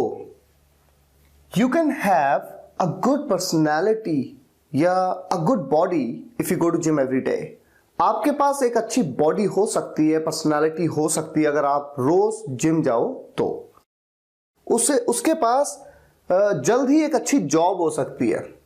उसके पास ही, वो लड़का, वो कोई एक लड़का है जो सब्जेक्ट है, he can have a good job soon. तो बहुत सिंपल है। कैन बी का यूज एक सेंस में हुआ, किसी काम को किया जा सकता है। कैन हैव का यूज, किसी के पास कुछ हो सकता है। अब हम बात करते हैं कुड बी की। कुड बी का यूज तीन अलग अलग सेंस में किया जाता है। अगर मैं पहले सेंस किया जा सका की बात करूं, इस इशू को किसी तरह से रिजॉल्व किया जा सका, this issue could be resolve somehow, या फिर उसे अमेरिका नहीं भेजा जा सका, उसे ही कुड नॉट बी, नेगेटिव है, could not be sent to America, he could not be sent to America. उन बच्चों को बचाया नहीं जा सका। सब्जेक्ट कौन है? वो बच्चे, एक से ज्यादा है, दूर है, वो बच्चे, तो क्या कहेंगे? Those children. Those children could not B, बचाने को सेव की third form, could not B save. दूसरा है किया जा सकता था। अब इसके कुछ एग्जांपल्स, जैसे कि this question could be solved, ये क्वेश्चन सॉल्व किया जा सकता था। या फिर एक एग्जांपल हो सकता है we could be given the books, हमें किताबें दी जा सकती थी। इस तरह के तो कई एग्जांपल्स हो सकते हैं। हमें सताया जा सकता था, वी कुड बी टॉर्चर्ड। उन्हें पूछा जा सकता था, दे कुड बी आस्क्ड। कई सारे। अच्छा, अब हम बात करें इसके तीसरे सेंस की, हो सकता था। हो सकता था क्या सेंस निकलेगा? जैसे कि he could be anywhere at all, वो कहीं भी हो सकता था। ही कुड बी हो सकता था एनीवेयर एट ऑल, ठीक है। ये मोबाइल टूटा हुआ हो सकता था, this mobile could be broken. Rahul छुपा हुआ हो सकता था, Rahul could be hidden. Simple. तो तीन सेंस आपने देखे कुड बी के। किसी काम को किया जा सका, दूसरा सेंस किसी काम को किया जा सकता था, और तीसरा सेंस हो सकता था। अब हम बात करेंगे कुड हैव की। कुड हैव, इसका मतलब आप समझिए सकता था, सकता था। बिल्कुल वैसे ही जैसे कुड का भी एक सेंस क्या था, अगर आपको ध्यान हो, अलग अलग सेंस थे ना कुड के, उनमें से एक सेंस क्या था? सकता था। लेकिन फर्क है, क्या फर्क है?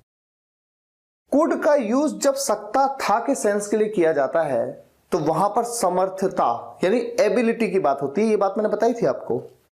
लेकिन जब कुड हैव का यूज किया जाता है तो वहां एबिलिटी, ये समर्थता की बात नहीं होती, हाइपोथेटिकल सिचुएशन की बात होती है जो कि अब पॉसिबल ही नहीं है।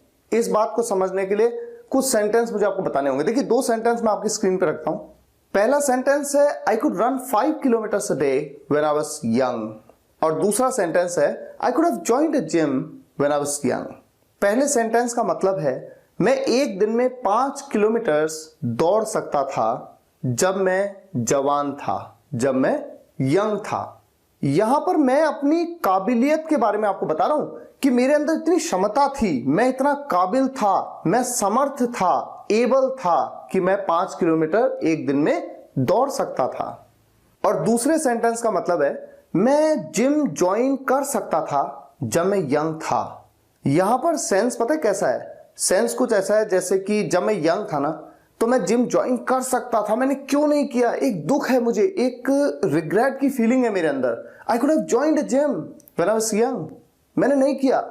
ये हमेशा कुड हैव का यूज सकता था के लिए जब होगा ना तो ऐसी सिचुएशन को बताने के लिए जिसमें कि मुझे ना मतलब बताने वाले को, ये जो भी सब्जेक्ट है उसको थोड़ा दुख भी हो रहा है क्योंकि अब वो नहीं हो सकता, कभी वो तो अब कभी हो ही नहीं सकता, मैंने उस मौके को खो दिया। लेकिन जो पहला सेंटेंस था कुड के साथ, वहां पर समर्थता, एबिलिटी की बात होती है। अब देखिए फिर समझिए, 2 सेंटेंस और मैं आपके सामने रख रहा हूं। सेंटेंस नंबर 1, पिछले साल मैं 12 घंटे काम कर सकता था, एक दिन में 12 घंटे काम कर सकता था। यहां पर मैं आपको अपनी काबिलियत के बारे में बता रहा हूं, अपनी एबिलिटी के बारे में। तो किसका यूज करूंगा? काबिलियत के लिए जब सकता था तो कुड का यूज करूंगा। कैसे?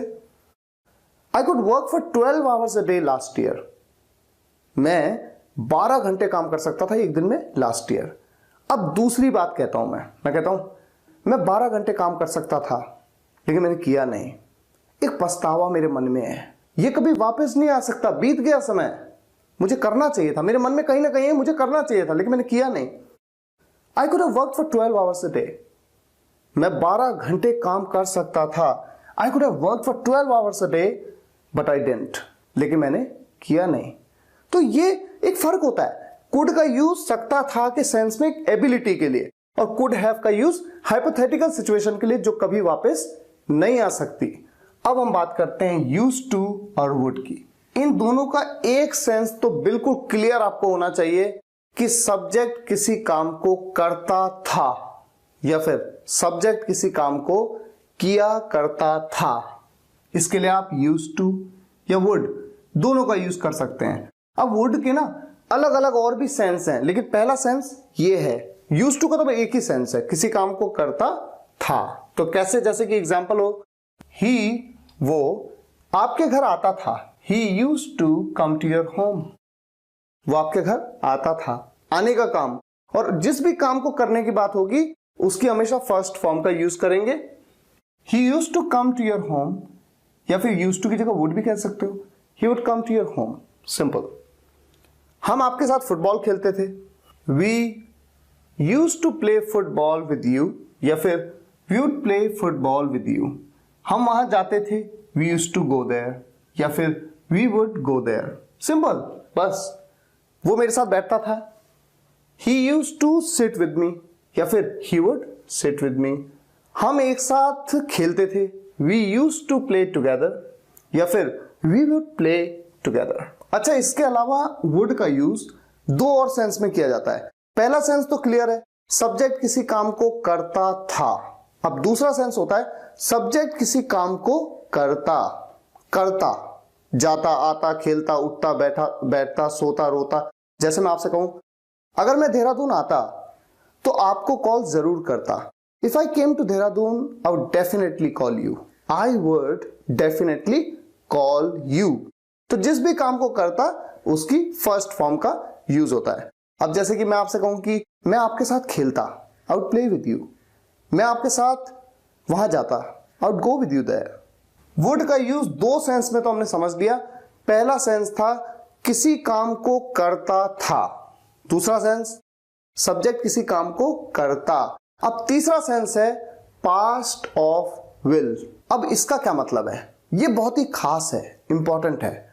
अब देखिए, हम भविष्य के लिए जब भी कोई बात कहते हैं तो विल का यूज करते हैं, जैसे कि वो जाएगा, वो आएगा, वो खेलेगा, विल का यूज करते हैं। लेकिन अगर कोई बात बीते हुए कल में कही गई हो भविष्य के लिए तो विल का नहीं, वुड का यूज किया जाता है। एग्जाम्पल क्या है, देखिए एग्जाम्पल है, जैसे कि मैं आपसे कहूं मैं जानता हूं कि आप आओगे। मैं जानता हूं, आई नो, मैं जानता हूं प्रेजेंट में, दैट कि आप आओगे, यू विल कम। सिंपल, आप आओगे क्योंकि भविष्य में आओगे, ठीक है। लेकिन अगर मैं आपसे यह कहूं मैं जानता था कि आप आओगे, मैं जानता था, बीते हुए कल में जानता था ना मैं, वो तो बीत चुकी हो बात, मैं जानता था कि आप आओगे। तो पास्ट में कही गई बात भविष्य के लिए वहां पर आओगे, गागेगी के लिए विल नहीं बल्कि वुड का यूज किया जाएगा। मैं जानता था, I knew that you would come. Will come नहीं, I knew that you would come. मैं जानता था कि आप आओगे। इस तरह के कई एग्जाम्पल्स हो सकते हैं, जैसे कि उसने मुझे पहले ही इंफॉर्म किया था, अब बीते हुए कल में इंफॉर्म किया था उसने मुझे भविष्य के प्रति कोई बात, that she would not join the party tonight, वो आज रात पार्टी ज्वाइन नहीं करेगी। She had told me that she would not support me, उसने मुझे बताया था कि वो मुझे सपोर्ट नहीं करेगी। तो करेगी, गागेगी के लिए जनरली हम विल का यूज कर देते हैं, लेकिन हमें समझना होगा कि अगर सेंटेंस बीते हुए कल में बोला गया है तो विल नहीं बल्कि आप किसका यूज करेंगे, वुड का। अब हम बात करते हैं वुड बी की। आप देखिए जो वुड बी है इसका यूज 3 अलग अलग सेंस में होता है। पहला सेंस होता, दूसरा सेंस सब्जेक्ट कोई काम कर रहा होता, और तीसरा सेंस सब्जेक्ट कोई काम प्रेजेंट में कर रहा होगा। एक एक करके एग्जांपल्स लेते हैं तो आसानी से समझ में आने लगेगा। पहला जो है होता, इसके एग्जांपल्स क्या हो सकते हैं, I would be in America today but I left the job and came back to my country. मैं आज अमेरिका में होता, होता वुड बी होता, मैं आज अमेरिका में होता लेकिन मैंने जॉब छोड़ दी और अपने देश वापस आ गया। You'd be my best friend today but you cheated on me. आप आज मेरे सबसे अच्छे दोस्त होते, होते ये वुड बी होता, but you cheated on me, लेकिन आपने मुझे धोखा दिया। We would be together if you supported me, हम साथ साथ होते इफ यू सपोर्टेड मी, अगर आपने मुझे सपोर्ट किया होता। दूसरा सेंस मैंने जो आपको बताया, सब्जेक्ट कोई काम कर रहा होता, I would be calling people, मैं लोगों को कॉल कर रहा होता, I would be calling people to sell companies products, मैं लोगों को कंपनी के प्रोडक्ट सेल करने के लिए, बेचने के लिए कॉल कर रहा होता। तो जिस भी काम को कर रहा होता उसकी आईएनजी फॉर्म का यूज करना है, बस इतना आपको ध्यान रखना है। I would be calling, calling ING. She would be making you fool, वो आपको बेवकूफ बना रही होती। We would be just wasting our time for no reason, हम अपना समय खराब कर रहे होते फॉर नो रीजन, यानी कोई रीजन के बिना, बिना किसी कारण के बेफजूल में अपना समय खराब कर रहे होते। तीसरा सेंस वुड बी का, सब्जेक्ट कोई काम प्रेजेंट में कर रहा होगा। ये वाला सेंस बहुत ही इंपॉर्टेंट है। कैसे, समझना जरा इसको आप। मैं आपसे कहता हूं धोनी अगला मैच खेल रहा होगा, रहा होगा, रही होगी, रहे होंगे, अगला मैच खेल रहा होगा, यानी फ्यूचर की बात हो रही है, फ्यूचर भी आया नहीं है। तो फ्यूचर, जब फ्यूचर की बात हो, रहा होगा, रही होगी, रहे होंगे, तो future continuous tense will be का आप यूज करते हैं। Dhoni will be playing the next match, simple. लेकिन जब हम कहते हैं धोनी इस वक्त खेल रहा होगा, अब ध्यान से सोचिए, रहा होगा आया, रहा होगा, लेकिन बात प्रेजेंट में हो रही है। धोनी इस वक्त खेल रहा होगा, मैं ये थोड़ी कह रहा हूं कि धोनी अगले साल खेल रहा होगा, फ्यूचर में नहीं, प्रेजेंट की बात कर रहा हूं। धोनी इस वक्त खेल रहा होगा, तो ऐसा रहा होगा, रही होगी, रहे होंगे जो प्रेजेंट में हो ना, उसमें विल बी नहीं वुड बी का यूज करेंगे और आप कहेंगे Dhoni would be playing right now. तो ऐसा कोई भी सेंटेंस जिसे सब्जेक्ट कर रहा होगा प्रेजेंट में, ऐसे में आप वुड बी का यूज करते हैं। कुछ और एग्जांपल्स मैं आपके सामने रखता हूं। She would B looking for you, अब ये सेंटेंस देखिए, she would B looking for you, वो आपको ढूंढ रही होगी, वो आपको ढूंढ रही होगी, इस वक्त की बात हो रही है। प्रेजेंट में रहा होगा, रही होगी, रहे होंगे आ रहा है, विल बी थोड़ी लगाएंगे आप, वुड बी का यूज करेंगे। They would be planning to meet you, वो आपसे मिलने की प्लानिंग कर रहे होंगे। Rashmi would be sleeping right now, Rashmi इस समय सो रही होगी। तो कुल मिलाकर सब्जेक्ट किसी काम को कर रहा होगा प्रेजेंट में, ऐसे में आप क्या यूज करेंगे, वुड बी का। तो 3 सेंस इसके क्लियर हो गए। अब बात करते हैं वुड हैव की।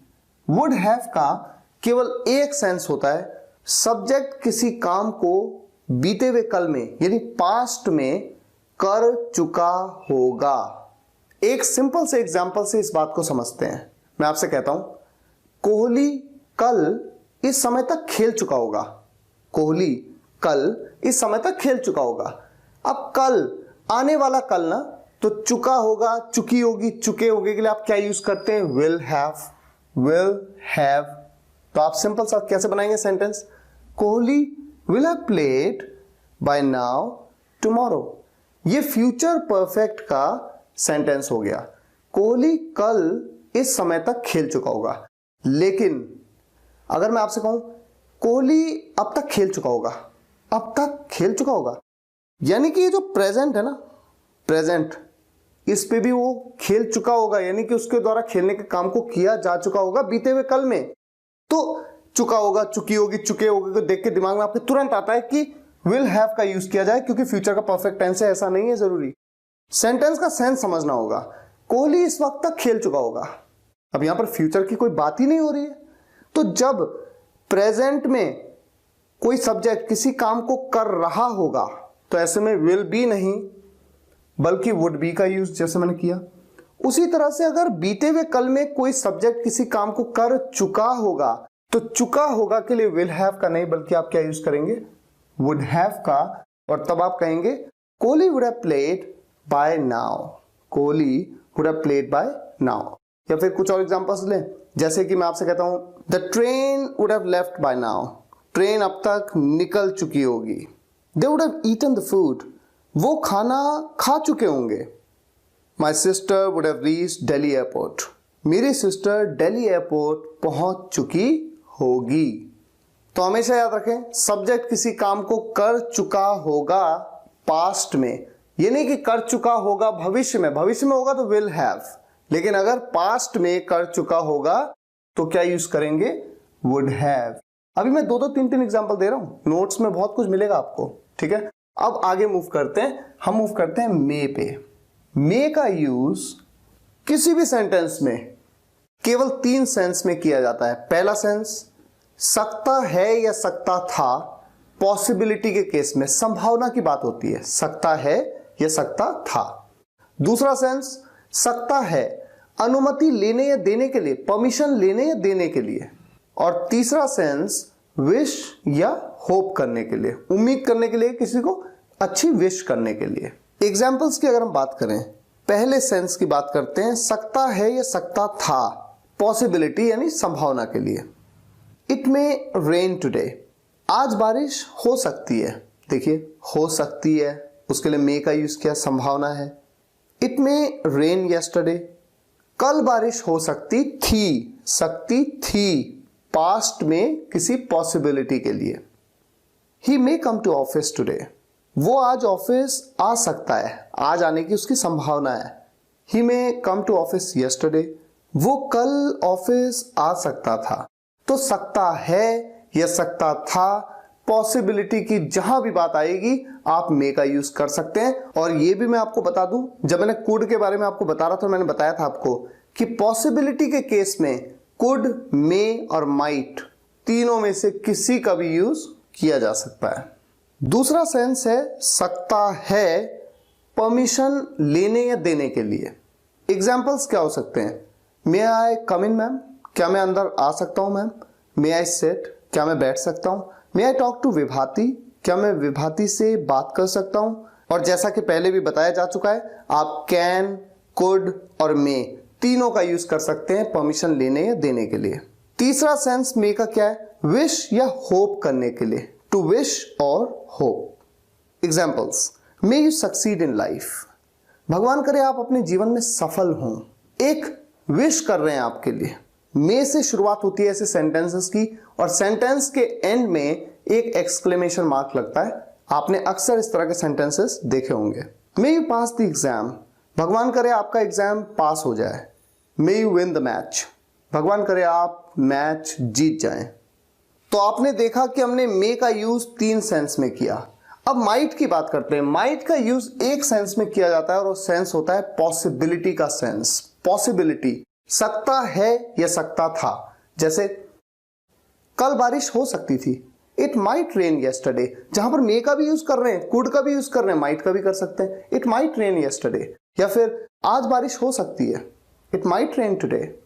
वो आपके घर आ सकता है, he might come to your home. मैं वहां जा सकता हूं, आई माइट गो देयर। वो आपके साथ खेल सकता है, he might play with you. तो मे का यूज तो 3 अलग अलग सेंस में, माइट का यूज सिर्फ एक सेंस में, सकता है या सकता था। अब बात करते हैं मे या माइट के साथ बी या हैव की। मे बी हो चाहे माइट बी हो, या फिर मे हैव हो चाहे माइट हैव हो, मीनिंग बिल्कुल सेम होता है, ज्यादा फर्क होता नहीं है। बस एक बात जो कही जाती है वो ये कि जब भी सेंटेंस में मे का यूज होगा तो एक स्ट्रॉन्ग पॉसिबिलिटी की बात होगी, ज्यादा उम्मीद है, ज्यादा संभावना है कि वो चीज हो जाए। और जब माइट का यूज होगा तो पॉसिबिलिटी बहुत कम होगी। क्या एग्जांपल्स हो सकते हैं? देखिए 2 सेंटेंस आपकी स्क्रीन पे आपके सामने है। पहला sentence, he may go to Delhi. ये सेंटेंस इस संभावना को बताता है कि उसकी दिल्ली जाने की संभावना ज्यादा है, काफी संभावना है कि वो दिल्ली जाए। और दूसरा वाला सेंटेंस जब हम कहते हैं ना, तो ऐसा लगता है जैसे कि हम श्योर नहीं है कि वो दिल्ली जाएगा भी कि नहीं जाएगा, हो सकता है चला जाए, बहुत कम संभावना है, he might go to Delhi. वैसे ये बात कहीं पे लिखी नहीं है कि मे का यूज स्ट्रॉन्ग पॉसिबिलिटी के लिए यानी बहुत ज्यादा संभावना के लिए होगा, या माइट का यूज कम पॉसिबिलिटी, लीस्ट पॉसिबिलिटी के लिए होगा, ऐसा कहीं लिखा नहीं है। लेकिन जब आप नेटिव स्पीकर्स को सुनेंगे तो आप इस बात को नोटिस करेंगे कि जहां पर बहुत कम संभावना हो ना किसी चीज के होने की, वहां पर माइट का यूज वो ज्यादा करते हैं कंपैरेटिवली। हालांकि आप दोनों में से किसी का भी यूज करें तो ज्यादा फर्क नहीं आता है। अब देखते हैं सबसे पहले कि मे बी और माइट बी, इनका यूज 3 सेंस में होता है। पहला सेंस, हो सकता है, पॉसिबिलिटी की बात है। ही मे बी एट होम, वो घर पे हो सकता है। यहां पर मैं ये भी कह सकता हूं, he might be at home, वो घर पर हो सकता है। She might be in school right now, वो इस वक्त स्कूल में हो सकती है। They may be present in the class today, आज वो क्लास में प्रेजेंट हो सकते हैं। दूसरा सेंस होता है, किसी काम को किया जा सकता है, पॉसिबिलिटी है, इस बात की संभावना है कि किसी काम को ना सब्जेक्ट के द्वारा किया जा सकता है। It may be resolved, resolve मतलब हल करना, किसी समस्या को, किसी प्रॉब्लम को रिजॉल्व करना, इसे रिजॉल्व किया जा सकता है, इस बात की संभावना है। We may be order to stay, हमें ऑर्डर किया जा सकता है रुकने का। He may be sent to America, उसे अमेरिका भेजा जा सकता है, इस बात की संभावना है। तो जहां जहां पे मे बी का यूज हुआ वहां वहां पे माइट बी का यूज आप कर सकते हैं, सेंस में कोई फर्क नहीं आएगा। तीसरा सेंस होता है मे बी या माइट बी का, सब्जेक्ट शायद किसी काम को कर रहा हो या कर रहा होगा। एग्जाम्पल लेते हैं, वो शायद घर जा रहा होगा, शायद जा रहा होगा यानी सब्जेक्ट किसी काम को ना शायद कर रहा होगा। He might be going home right now, going home या गोइंग टू होम कोई प्रॉब्लम नहीं है। और मे बी गोइंग या माइट बी गोइंग, तब भी कोई डिफरेंस नहीं है। They might be supporting him, वो शायद उसे सपोर्ट कर रहे होंगे। We might be looking for a job, हम शायद जॉब ढूंढ रहे होंगे। तो इन 3 अलग अलग सेंस में आप मे बी या माइट बी का यूज कर सकते हैं। अब बात आती है मे हैव या माइट हैव की। एक सेंस में यूज किया जाता है इसका, और वो सेंस क्या है? हो सकता है सब्जेक्ट कोई काम कर चुका होगा, यानी कि शायद सब्जेक्ट कोई काम कर चुका है। एग्जाम्पल क्या हो सकता है? ही मे हैव डन इट, शायद वो ये कर चुका है। यहां पर मे हैव की जगह माइट हैव का भी यूज कर सकते हैं, ही might have done it. Anjali may have solve this question, Anjali शायद ये क्वेश्चन सॉल्व कर चुकी हो। You may have understood my point, शायद आप मेरी बात समझ चुके हो। या फिर एक एग्जाम्पल मैं ले सकता हूं, शायद वो अमेरिका जा चुका हो, he might have gone to America, या he may have gone to America. तो जो भी काम सब्जेक्ट कर चुका हो, शायद उस काम की थर्ड फॉर्म का यूज करना है। अच्छा, अब हम आगे बढ़ते हैं शुड हैव हैड पर। शुड हैव हैड का यूज 2 सेंस में किया जाता है। पहला सेंस पास होना चाहिए था, किसी के पास कुछ होना चाहिए था। और दूसरा सेंस खाना या पीना चाहिए था। अच्छा, खाने को हम ईट कहते हैं, पीने को हम ड्रिंक कहते हैं, और पीने या खाने के लिए हम ईट या ड्रिंक की जगह पे टेक का भी यूज करते हैं। उसी तरह से खाने या पीने के लिए हैव का भी यूज किया जाता है। अभी एग्जांपल्स मैं आपको बताता हूं। सबसे पहले सेंस के लिए पहला सेंस क्या है? पास होना चाहिए था। इसके लिए देखिए एग्जांपल्स क्या हो सकते हैं। I should have had my umbrella today as it's raining heavily. I should have had, मेरे पास होना चाहिए था, माई अम्ब्रेला, मेरा छाता आज मेरे पास अपना छाता होना चाहिए था क्योंकि बहुत तेज बारिश हो रही है। You should have had your own calculator, आपके पास अपना खुद का कैलकुलेटर होना चाहिए था। He should have had a pen to write, उसके पास एक पेन होना चाहिए था लिखने के लिए। तो किसी भी व्यक्ति के पास कुछ होना चाहिए था, ऐसे में आप शुड हैव हैड का यूज करते हैं। अच्छा, इसका जो दूसरा सेंस है खाना या पीना चाहिए था, ऐसे में एग्जाम्पल क्या हो सकता है? They should have had the food before they left for the movie. They should have had the food, उन्हें खाना खा लेना चाहिए था। यहां पर हैड की जगह पे ईटन या टेकन भी कहा जा सकता था, लेकिन जैसा मैंने आपसे कहा कि खाने को ईट भी कह सकते हैं, टेक भी कह सकते हैं और हैव भी कह सकते हैं। तो यहां पर हैव की थर्ड फॉर्म हैड का यूज किया गया है। आई should have had a cup of T in the morning today, आज सुबह मुझे एक कप चाय पी लेनी चाहिए थी। We should have had breakfast in the morning, हमें आज सुबह ब्रेकफास्ट कर लेना चाहिए था, यानी ब्रेकफास्ट खा लेना चाहिए था। तो किसी चीज को खाना चाहिए था या पीना चाहिए था, उसके लिए भी आप शुड हैव हैड का यूज करते हैं। तो शुड हैव हैड का यूज दो सेंस के लिए आपको रट लेना है। नोट्स में भी ये बात आपको मिलेगी, फिलहाल आप समझते जाइए। अब हम आगे बढ़ते हैं मस्ट हैव हैड पे।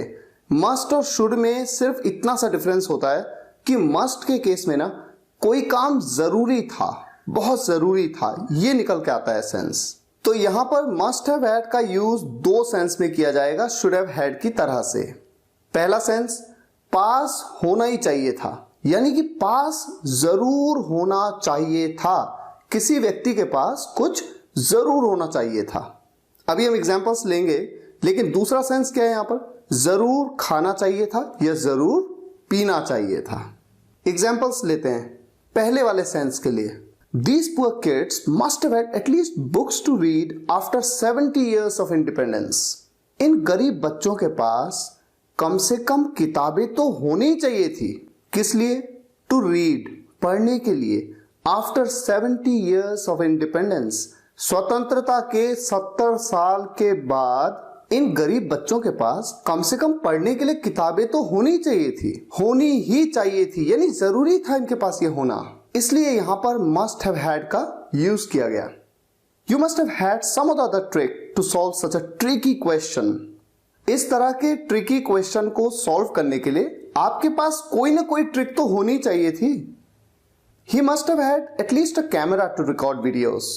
उसके पास वीडियोस रिकॉर्ड करने के लिए ना एक कैमरा कम से कम जरूर होना चाहिए था। दूसरा सेंस जरूर खाना या जरूर पीना चाहिए था। You must have had the medicines as per the doctor's prescription. आपको मेडिसिन्स जरूर लेनी चाहिए थी as per the doctor's prescription, doctor's के प्रिस्क्रिप्शन के मुताबिक। दूसरा एग्जाम्पल हो सकता है, जैसे मैं आपसे कहूं you must have had something, you have to deliver 3 lectures back to back. आपको कुछ खा लेना चाहिए था, you have to deliver 3 lectures back to back. आपको बैक टू बैक 3 लेक्चर्स डिलीवर करने हैं। अब हम बात करते हैं could have had, may have had या माइट हैव हैड की। तीनों का सेंस बिल्कुल सेम निकल के आता है। क्या सेंस निकल के आता है? इसके भी दो सेंस हैं। पहला सेंस पास हो सकता था, पॉसिबिलिटी, संभावना की बात है कि पास हो सकता था, किसी के पास कुछ हो सकता था। पहला example, he may have had their support too, but he never really maintained relations. उसके पास उनका सपोर्ट भी हो सकता था, लेकिन he never really maintained relations.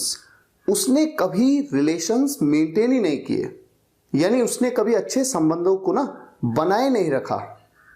If he had taken his decision judiciously, I'm sure he could have had huge public support today.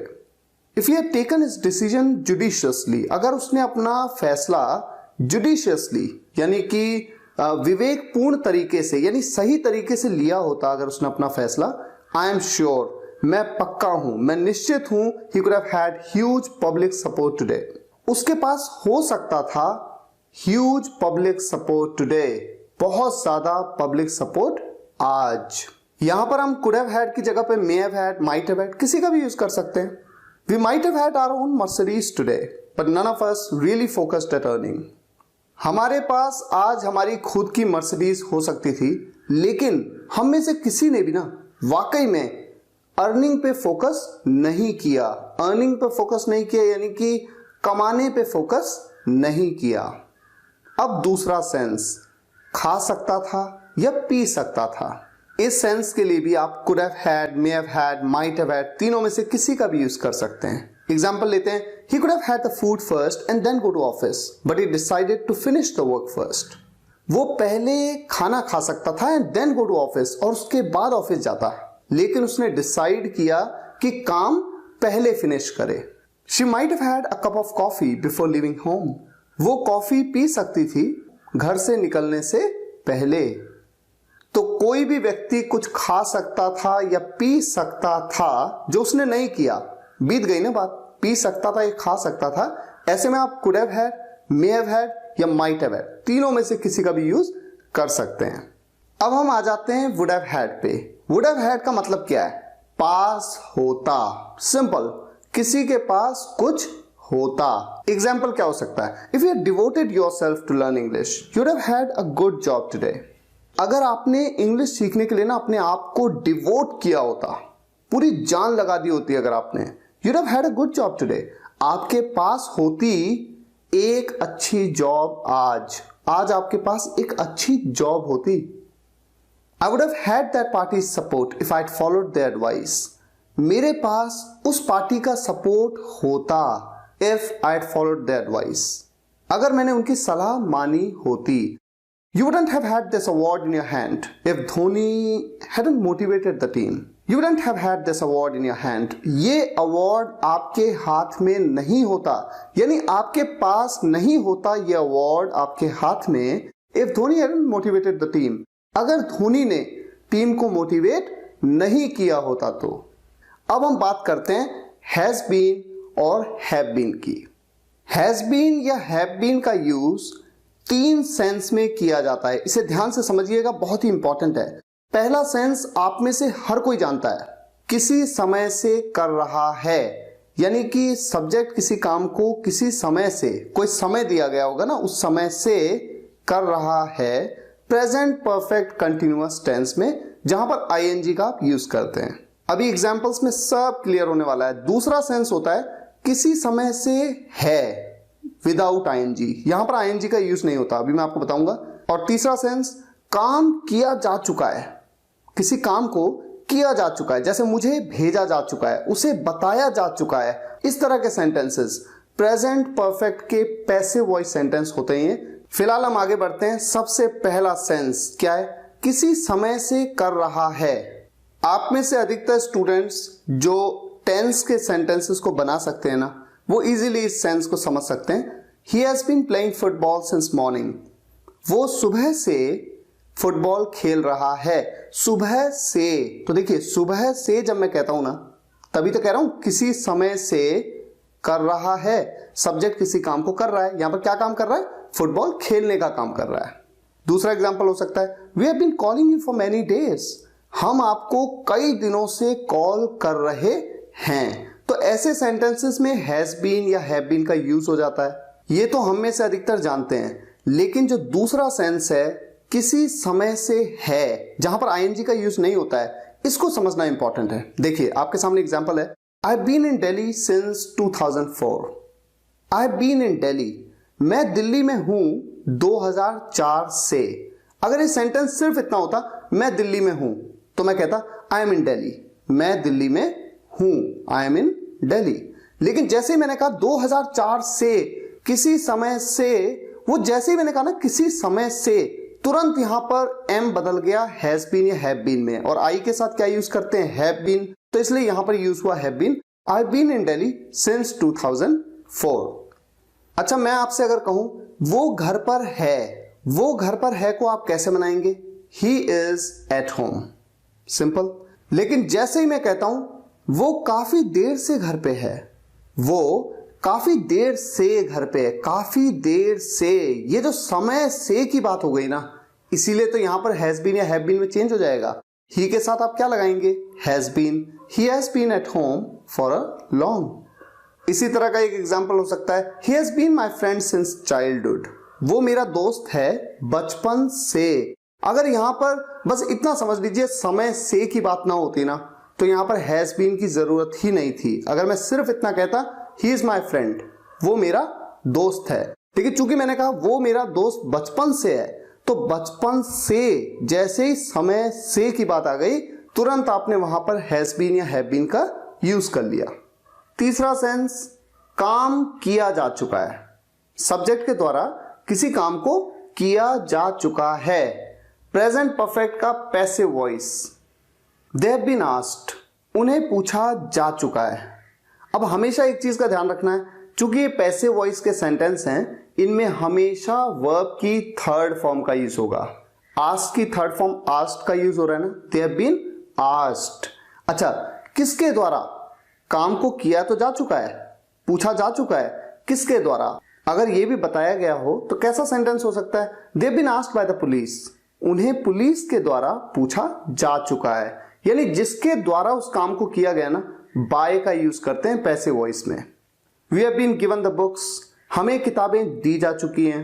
We have been given the books by Rahul, हमें राहुल के द्वारा किताबें दी जा चुकी हैं। This movie has been seen, ये movie देखी जा चुकी है। जिस तरह से हैज बीन और हैव बीन का यूज तीन अलग अलग सेंस में हुआ। पहला सेंस क्या था? किसी समय से कर रहा है, सब्जेक्ट किसी काम को किसी समय से कर रहा है। दूसरा सेंस था किसी समय से है। तीसरा सेंस काम किया जा चुका है पैसिव वॉइस में। उसी तरह से हैड बीन का भी यूज ठीक इसी तरह के तीन सेंस के लिए किया जाता है। पहला सेंस किसी समय से कर रहा था, सब्जेक्ट किसी काम को किसी समय से कर रहा था, पास्ट परफेक्ट कंटिन्यूअस टेंस में। दूसरा सेंस किसी समय से था विदाउट आईएनजी, जहां पर आईएनजी का यूज ना हो, बिल्कुल वैसे ही जैसे हैज बीन और हैव बीन में हुआ। और तीसरा सेंस काम किया जा चुका था, पास्ट परफेक्ट के पैसिव वॉइस सेंटेंसेस। पहले सेंस के एग्जांपल क्या हो सकते हैं? He had been playing football since morning, वो सुबह से फुटबॉल खेल रहा था।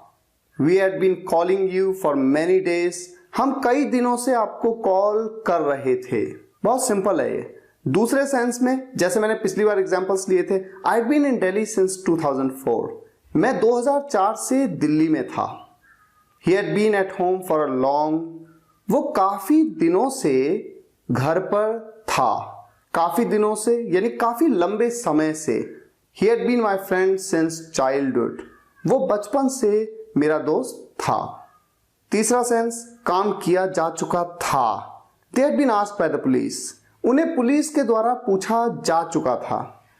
We had been given the books, हमें किताबें दी जा चुकी थी। This movie had been seen, ये मूवी देखी जा चुकी थी। ही हैड बीन टोल्ड, उसे बताया जा चुका था। वी हैड बीन सेंट, हमें भेजा जा चुका था। इस तरह के कई एग्जाम्पल्स हो सकते हैं। अब हम मूव करते हैं शुड हैव बीन पे। शुड हैव बीन, पहला सेंस होना चाहिए था। दूसरा सेंस किया जाना चाहिए था।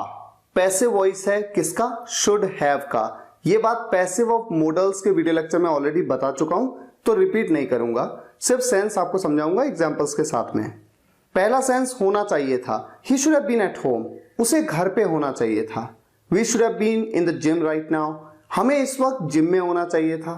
You should have been in school right now, आपको इस वक्त स्कूल में होना चाहिए था। शुड हैव बीन का यूज किस सेंस में? होना चाहिए था।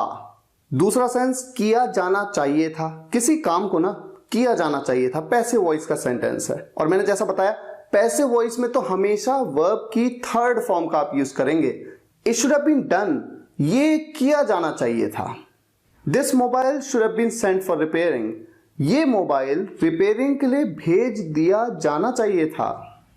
We should have been sent back home, हमें घर वापस भेज दिया जाना चाहिए था। यानी कि जिस भी काम को करने की बात हो रही है ना, उसे किया जाना चाहिए था या किया जा चुका होना चाहिए था, कि अब तक तो वो हो ही चुका होता। और जिस तरह से शुड हैव बीन का यूज दो सेंस में हम कर रहे हैं, ठीक उसी तरह से मस्ट हैव बीन का यूज भी दो सेंस में करेंगे। और सेंस में फर्क क्या आएगा? जरूर, जरूर वाली बात। पहला सेंस जरूर होना चाहिए था, यानी होना ही चाहिए था। और दूसरा सेंस जरूर किया जाना चाहिए था या फिर किया जाना ही चाहिए था। और ये किसका पैसिव है? ये मस्ट हैव का पैसिव है। पहले सेंस के लिए एग्जाम्पल क्या हो सकते हैं? जरूर होना चाहिए था, यानी होना ही चाहिए था। You must have been with your brother in such a tragic moment, आपको इतने दुखद पल में अपने भाई के साथ होना ही चाहिए था। ये तो जरूरी है। जरूरी फीलिंग जहां पर आ जाए ना, वहां पर शुड हैव बीन नहीं बल्कि मस्ट हैव बीन का आप यूज करते हैं। They all must have been in hospital right now, उन सबको इस वक्त हॉस्पिटल में होना चाहिए था। और दूसरा सेंस जरूर किया जाना चाहिए था, पैसिव वॉइस में। It must have been done before 1 PM, 1 बजे से पहले ये जरूर किया जाना चाहिए था। His family must have been given police protection, उसके परिवार को पुलिस प्रोटेक्शन जरूर दिया जाना चाहिए था। अभी आप 2-2, 3-3 सेंटेंसेस से क्या सीख रहे हैं? सिर्फ कॉन्सेप्ट की बारीकी को समझ रहे हैं अभी आप। अब देखिए, could have been, may have been या माइट हैव बीन, तीनों का मतलब एक ही होता है। एक ही सेंस के लिए तीनों का यूज किया जाता है। क्या सेंस है? 2 सेंस हैं। पहला सेंस हो सकता था, पॉसिबिलिटी के लिए, संभावना के लिए। और दूसरा सेंस किया जा सकता था, पैसिव वॉइस किसका? कुड हैव का या मे हैव का या माइट हैव का। Example, he could have been a good friend of mine today but he always used me for his sake. He could have been a good friend of mine today, वो आज मेरा एक अच्छा दोस्त हो सकता था। यहां पर could have been की जगह may have been, might have been किसी का भी यूज कर सकता हूं। but he always used me for his sake, लेकिन उसने हमेशा मुझे अपने फायदे के लिए यूज किया, अपने खातिर यूज किया। Varun and Pradeep may have been together, but they were quite different in nature. Varun और Pradeep may have been together, साथ में हो सकते थे, but they were quite different in nature, लेकिन वो नेचर में ना काफी अलग थे। यहां पर may have been की जगह could have been या might have been का भी तो यूज कर सकते थे। You might have been under pressure if Kohli hadn't hit the century.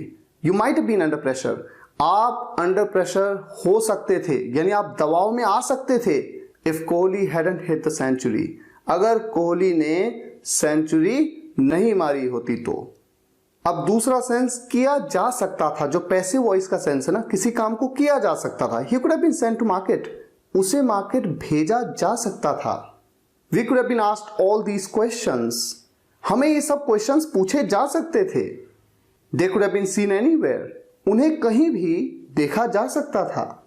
पहले सेंटेंस में भेजने के काम को किया जा सकता था, दूसरे सेंटेंस में पूछने के काम को, और तीसरे सेंटेंस में देखने के काम को किया जा सकता था। अब हम बात करते हैं वुड हैव बीन की। वुड हैव बीन का यूज 2 सेंस में किया जाएगा। पहला सेंस जो है ना, यह है होता या हो चुका होता या फिर बन चुका होता। और दूसरा सेंस काम किया जा चुका होता। ये पैसिव वॉइस है वुड हैव का, किसी काम को सब्जेक्ट के द्वारा किया जा चुका होता। पहले सेंस होता, हो चुका होता या बन चुका होता। इसके लिए एग्जांपल क्या हो सकता है? जैसे मैं आपसे कहूं, if you had informed him beforehand he would have been at home, अगर आपने उसे पहले ही इन्फॉर्म कर दिया होता, he would have been at home, he would have been at home, वो होता घर पर, यानी वो घर पर ही रहता, वो घर पर ही होता। दूसरा example, I would have been more satisfied if you had returned my money yesterday itself. I would have been more satisfied, मैं ज्यादा संतुष्ट होता या हो चुका होता, मैं ज्यादा संतुष्ट हो चुका होता या ज्यादा संतुष्ट होता if you had returned my money yesterday itself, अगर आप मेरा पैसा मुझे कल ही लौटा देते तो। अगर आप मेरा पैसा मुझे कल ही लौटा देते तो मैं ज्यादा सेटिस्फाइड होता। If I had studied well in school, I would have been an engineer, a teacher or a doctor today. अगर मैंने स्कूल में अच्छी पढ़ाई की होती, I would have been an engineer, a teacher or a doctor today. मैं आज एक इंजीनियर होता, टीचर होता या एक डॉक्टर होता।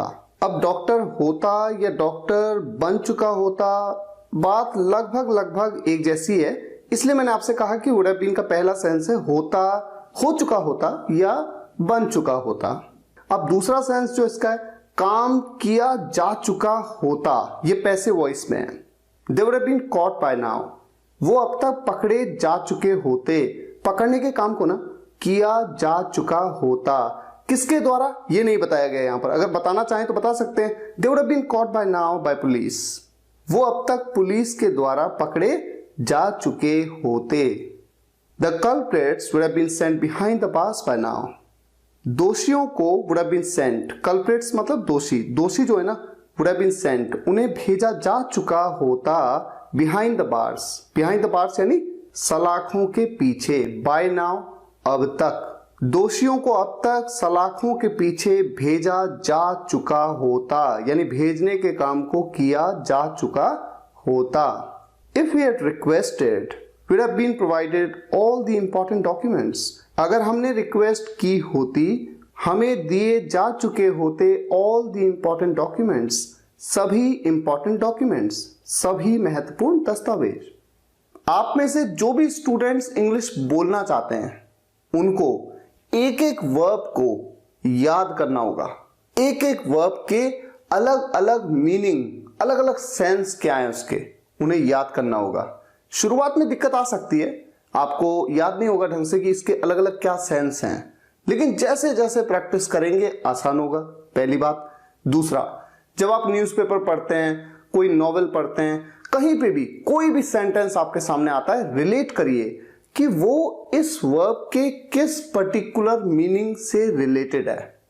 जब आप धीरे धीरे ऐसा करते जाएंगे ना, मैं आपको यकीन दिलाता हूं सेंटेंसेस को बनाने लगेंगे, सही से लिखने लग जाएंगे, और फिर थोड़ा प्रैक्टिस करेंगे तो बोलने भी लगेंगे। तो जितने भी वर्ब्स यहां पर कवर हुई हैं, सभी वर्ब्स के नोट्स कहां पर अवेलेबल हैं? www.spokenenglish.guru, ये मेरी वेबसाइट है, और अपनी वेबसाइट पे मैंने बहुत सारा मटेरियल आपके लिए लिखा हुआ है। आप जाइएगा वेबसाइट पे, मेन्यू में जाइएगा और ट्रेंडिंग ब्लॉग्स में देखिए आपके सामने कई सारे ऑप्शंस आ जाते हैं। इंग्लिश सीखने की टिप्स हैं, इंग्लिश कॉन्वर्सेशंस हैं, ग्रामर, स्पोकन टॉपिक्स हैं, English speaking practice, listening practice, writing, essay, speech, यहां पर आपको बहुत कुछ मिलता है। ग्रामर एंड स्पोकन टॉपिक्स पे अगर आप जाएंगे, यहां पर इंग्लिश की सभी वर्ब्स आपको मिल जाती हैं, इजी से इजी और डिफिकल्ट से डिफिकल्ट, जितनी भी वर्ब्स हैं सभी हिंदी में, एसएमएस लैंग्वेज में और इंग्लिश में आपको मिल जाती हैं, जिससे कोई भी स्टूडेंट चाहे वो हिंदी जानता हो या ना जानता हो, सभी यहां पर आकर के इस आर्टिकल को पढ़ सकते हैं और इन वर्ब्स को समझ सकते हैं। इन वर्ब्स को कवर करने में बहुत समय लगा, लेकिन मुझे उम्मीद है आपको ये वीडियो लेक्चर पसंद आया होगा। पसंद आया हो तो लाइक करिएगा और शेयर जरूर करिएगा, ताकि देश के छोटे से छोटे गांव के स्टूडेंट्स तक इन वीडियोस को मैं पहुंचा सकूं, वो अंग्रेजी सीखें और अपने जीवन में सक्षम बने। Thank you so much for watching this video guys. See you in the next video lecture. Take care and goodbye. अगर आप सभी वीडियोस एक के बाद एक देखना चाहते हैं तो स्पोकन इंग्लिश गुरु कंप्लीट कोर्स किट घर बैठे मंगवा सकते हैं। लिंक इस वीडियो के डिस्क्रिप्शन में है।